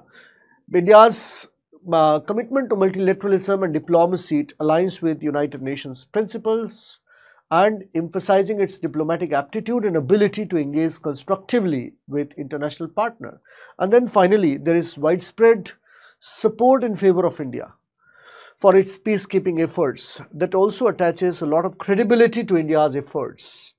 And then you will conclude by justifying India's claims by stating that India's peacekeeping has contributed greatly and it illustrates the dedication to global stability, making a compelling case for permanent seat and more influential role for India. Then another question is quadrilateral security dialogue performs an important role in India's strategic balancing act to withstand the dominance of China in Asia. So Quad performs an important role in India's strategic balancing act to withstand the dominance of China in Asia. This is a very common question. If you will look at the developments of last 4 or 5 years, you will realize that Indo-Pacific has remained a major theme of Indo-US relationship. In fact, peace, stability in Indo-Pacific has remained a major theme of not only Indo-US relationship but also Indo-Japan relationship. So this question was expected. In fact, this question has been expected in the last couple of years, and they will keep on asking questions related to either Indo-Pacific or Quad. So, पहला है that you can start your answer by the viewpoint of a scholar. So you can start your answer by viewpoint of C. Rajamohan. So Beijing has emerged as the biggest challenge to New Delhi, and US is increasingly becoming the part of the answer. Now mention about role of Quad in a strategic balancing. So Quad is a platform of like-minded nation for like-minded nations, so all are democracies. Now second one is free and open Indo-Pacific region, that both India and Japan, they keep on reiterating, India, Japan, US and Australia, about free and open Indo-Pacific. Both keep on talking about freedom of navigation, overflight, maritime freedom. The reason is that it is directed towards China only. And then also to counter Belt and Road Initiative of China, that both India and China has been greatly talking about, both India and United States of America, or rather Quad member countries, have been greatly talking about. So to counter Belt and Road Initiative. So additionally, the Quad explores economic initiative including infrastructure development, which allows India to counterbalance China's Belt and Road Initiative. Now technological benefits. India benefits from the Quad's technological advancement, aiding its military and economic modernization, and it also enhances India's diplomatic influence globally. Now you conclude by providing a summary of all those points, that India's participation in the Quad enables it to balance regional alliance, asserting a strategic flexibility while addressing China's dominance in an increasingly multipolar world.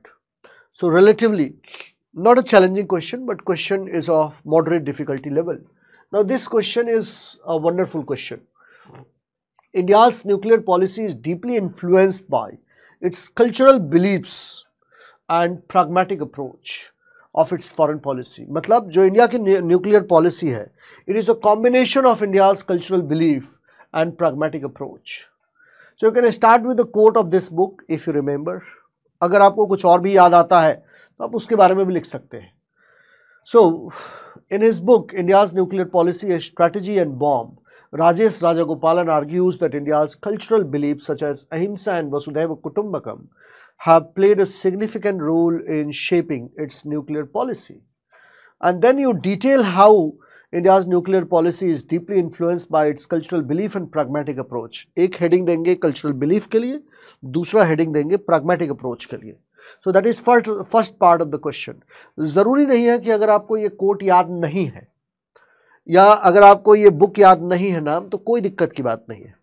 लेकिन आपके दिमाग में ये बात होना चाहिए कि the purpose of India's the purpose behind acquiring nuclear weapon technology was not to ensure domination. It was guided by cultural factors, influenced by cultural factors of Ahimsa. So this principle has had a significant influence on India's nuclear policy. That is why India talked about its no first use doctrine.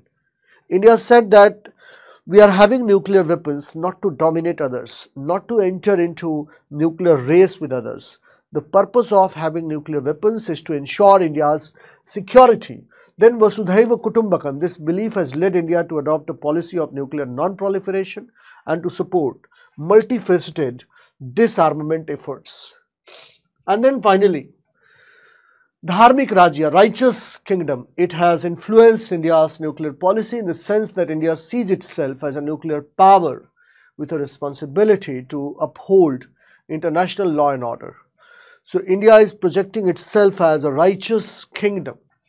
And then pragmatic approach of India's foreign policy. So while talking about culture, we should not be forgetting about the real processes underlying politics. That is real politics. So real politics, it remains a concern. Real politics is the underlying processes involving politics.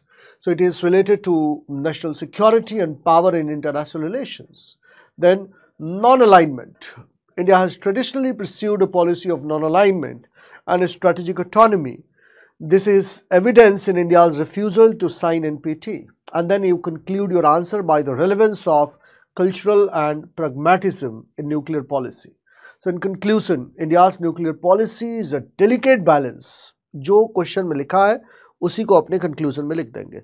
Is a delicate balance between cultural beliefs, particularly the principles of non-violence and the pragmatic realities of its security environment.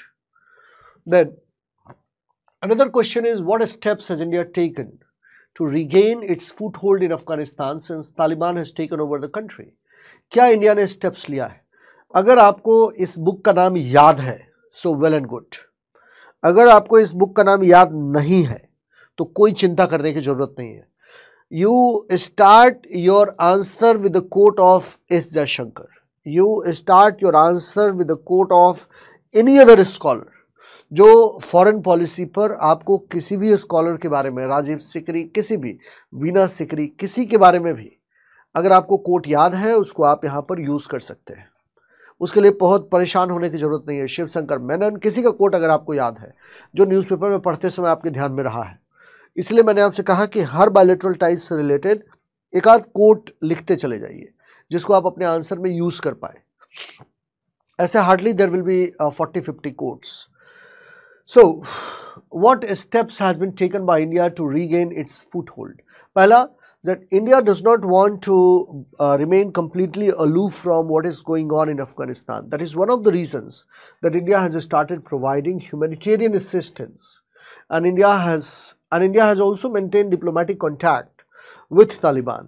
जब तालिबान के earlier regime में from 1996 till 2001, India had completely diplomatically boycotted Taliban. That is not the case today.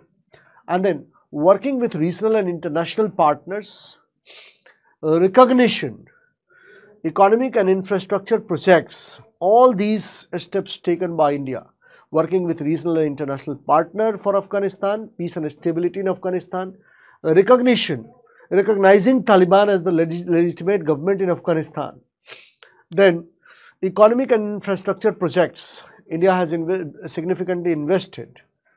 Now, reason is why Afghanistan is so important for us. So, first reason is that Afghanistan is at the crossroad of Central Asia, South Asia and West Asia. Second, counter-terrorism. India does not want Afghanistan to be turned into the breeding ground of terrorists, जैसा पिछली बार हुआ था. And then third one is that a stable Afghanistan will be good for India also. And then finally, economic interest, that American Geological Survey says that Afghanistan has got mineral reserves worth $1 trillion. India also wants to invest in Afghanistan's mineral sector. And then cultural ties, obviously long history of cultural ties. So India's efforts to regain are important for the sake of peace and stability in the region. And India is helping Afghanistan to meet the basic needs of Afghan people. India does not want itself to be completely left out in Afghanistan, which happened earlier. Now, next question is, what are the challenges and limitations on India-Iran relations? Now, listen, if you do not remember again this book, don't worry. You can directly start with quote of any one scholar, क्योंकि ये model answer जब तैयार किया जाता है तो model answer आप बहुत ही घंटों तक बैठ करके और सोचते हैं क्वेश्चन के बारे में और तब आप मॉडल आंसर तैयार करते हैं. पर्पज़ यहाँ पर बहुत क्लियर है कि आपको एग्ज़ाम के प्रेशर वाले सिचुएशन में लिखना है, इसलिए आपको इतने एग्जैक्टली आपको चीज़ें याद नहीं रहेंगी, इसलिए बहुत परेशान नहीं होना है इस मॉडल आंसर को देख करके. सिंपली इतना समझिए कि आप भी ऐसा किसी स्कॉलर के कोट से भी इस स्टेटमेंट को शुरू कर सकते हैं. पूछा है कि challenges and limitations in India's Iran relations. Question क्यों पूछा है? क्वेश्चन इसलिए पूछा है कि सबसे बड़ा चैलेंजेस और लिमिटेशंस हैं India's alignment with United States of America, so geopolitical factors, and this has been one of the reasons that India has remained at odds with Iran. जो अमेरिकन पॉलिसी काटसा के बाद, countering American adversaries through sanctions act, that was passed in 2018, then impact on economic sanctions. When there was no economic sanctions on Iran, so 12% of India's energy needs used to be fulfilled by Iran. But after economic sanctions, it has come to a naught, it has come to nil. Then, energy security of India. Iran-Pakistan relations. Now, India's close relations with Iran have sometimes strained its relationship with Pakistan, which shares a border with Iran. Then, competing interest. Both India and Iran have interest in stabilizing Afghanistan. Complementing interests, they have different approaches and partners in the region. Then, security issues. Both India and Iran have concerns about cross-border terrorism. Iran and Russia ties. While India has been building closer ties with US and some Western countries, Iran maintains a strong relations with Russia. And then finally, you will conclude by indicating the common ground in various fields like energy, trade, regional stability, counter-terrorism, etc. These are common grounds for these two countries. Now, next one is that what are the external determinants of the foreign policy of a state? किसी भी foreign policy of a state का external determinants क्या होता है? Now remember, you can start with the quote of Mersheimer, who has argued that international system is characterized by a struggle for power and that states are constantly seeking to maximize their own security. And this struggle for power and security is the primary determinant of foreign policy. अगर आपको मर्शिमर का ये statement याद है तो well and good. Now, external determinants of foreign policy. It means that those factors which are present beyond the boundary of a state, but those factors significantly influences and shapes foreign policy of a country are called as external determinants. And what are those determinants? First one is global power dynamics. The way global power dynamics has been shifting or evolving, that has a bearing upon the foreign policy of a country. Now, regional and global security environment. States seek to address security challenges through alliances, defense strategies, and diplomatic efforts. Then, economic interest and trade relations, alliances and international organizations, ideological and cultural factors, historical context, and finally, global challenges and threats. All these factors are considered as an external determinants of the foreign policy, along with obviously media and information dissemination, technological advancement, human rights and ethical considerations. And then you will provide a summary of the points discussed, that these external determinants are interrelated, dynamic, and they collectively influence the state's foreign policy choices. इस paper में I would advise a student to attempt 3 questions from section A and 2 questions from paper B, from section B. A reason, paper A is relatively easier. यहाँ पर कैसा है, आसान ये भी है लेकिन ये थोड़ा सा लेंदी है. जो पार्ट A है that is more direct. तो पार्ट A में आप हमेशा नोटिस करेंगे scoring is very high. You get marks like mathematics. Then next one is discuss the significance of West Asia Quad in the light of India's Look East policy. Now, in his article, India and the New Quad in West Asia, Mohan argues that West Asian Quad is an important development of India's Look West policy because it provides India with a platform to cooperate with other major powers in the region. And explain the significance of West Asian Quad for India's Look West policy. So, West Asian Quad for India's Look West policy, diversification of partnership. Pehla. So, India's engagement with Saudi Arabia, UAE and Israel through West Asian Quad helps diversify its partnership in the region. Then, its partnership in the region. Energy security. Obviously, India's energy needs will be fulfilled here. Investment and trade. Several of the West Asian nations, they are sitting on huge cash pile. So that is another area of attraction for India. Then counter-terrorism and security, strategic balancing, and finally human resource and diaspora. Significant number of Indian diaspora is present there, which is sending billions of dollars in remittances to India. And then finally, you conclude the question by writing significance of it in 21st century. अगर आपको कोई statement याद है तो वो यहाँ पर लिख सकते हैं. स्टेटमेंट याद नहीं है तो बहुत परेशान होने की जरूरत नहीं है. Then Discuss major drivers of India's interest in Africa. अब ये question they have asked many times. What are the major drivers? Now today you start with the quote. So Rashid Ahmed, Foreign Secretary of India. India's interest in Africa are driven by a number of factors including economic interest, energy security, strategic interest and historical ties. Her topic पर 2 coat लिख लीजिए और उसको 4-5 बार पढ़ के और अपने दिमाग में रख लीजिए. बार बार आपको पेपर में उन कोट की जरूरत पड़ेगी. किसी एक कोट से आप शुरू करेंगे, that gives greater legitimacy to your answer. India का मेजर ड्राइवर क्या है? First one is energy resources. कि इंडिया का Africa is a major source of oil and natural gas. Now second point is mineral resources, abundant in minerals like gold, diamond, copper, uranium, cobalt. अभी इस बार prelims का भी question था. Then market expansion. World Bank says that more than 65% of Africa's population is below 35 years of age and it is likely to remain the engine for global economy in coming decades. So market expansion, it will give a new market to India. ये एक expected line पे question पूछा है. Obviously, investment, South-South cooperation. If India wants for United Nations Security Council reforms, Africa with its 55 countries will always remain important for India. Counter-terrorism and security, cultural and social ties. And then Indian Ocean security. All these factors make Africa important for India. UN Security Council reforms, then environmental cooperation, also for food security of India. Security in Indian Ocean region, food security of India. There are n number of factors. For reform at United Nations, World Bank and IMF, we need the support of India. So both India and Africa, यहाँ पर mention किया मैंने, India's interest in Africa are multifaceted and driven by a combination of economic, diplomatic, strategic and cultural factors. So that's about paper discussion of paper 2 PSIR.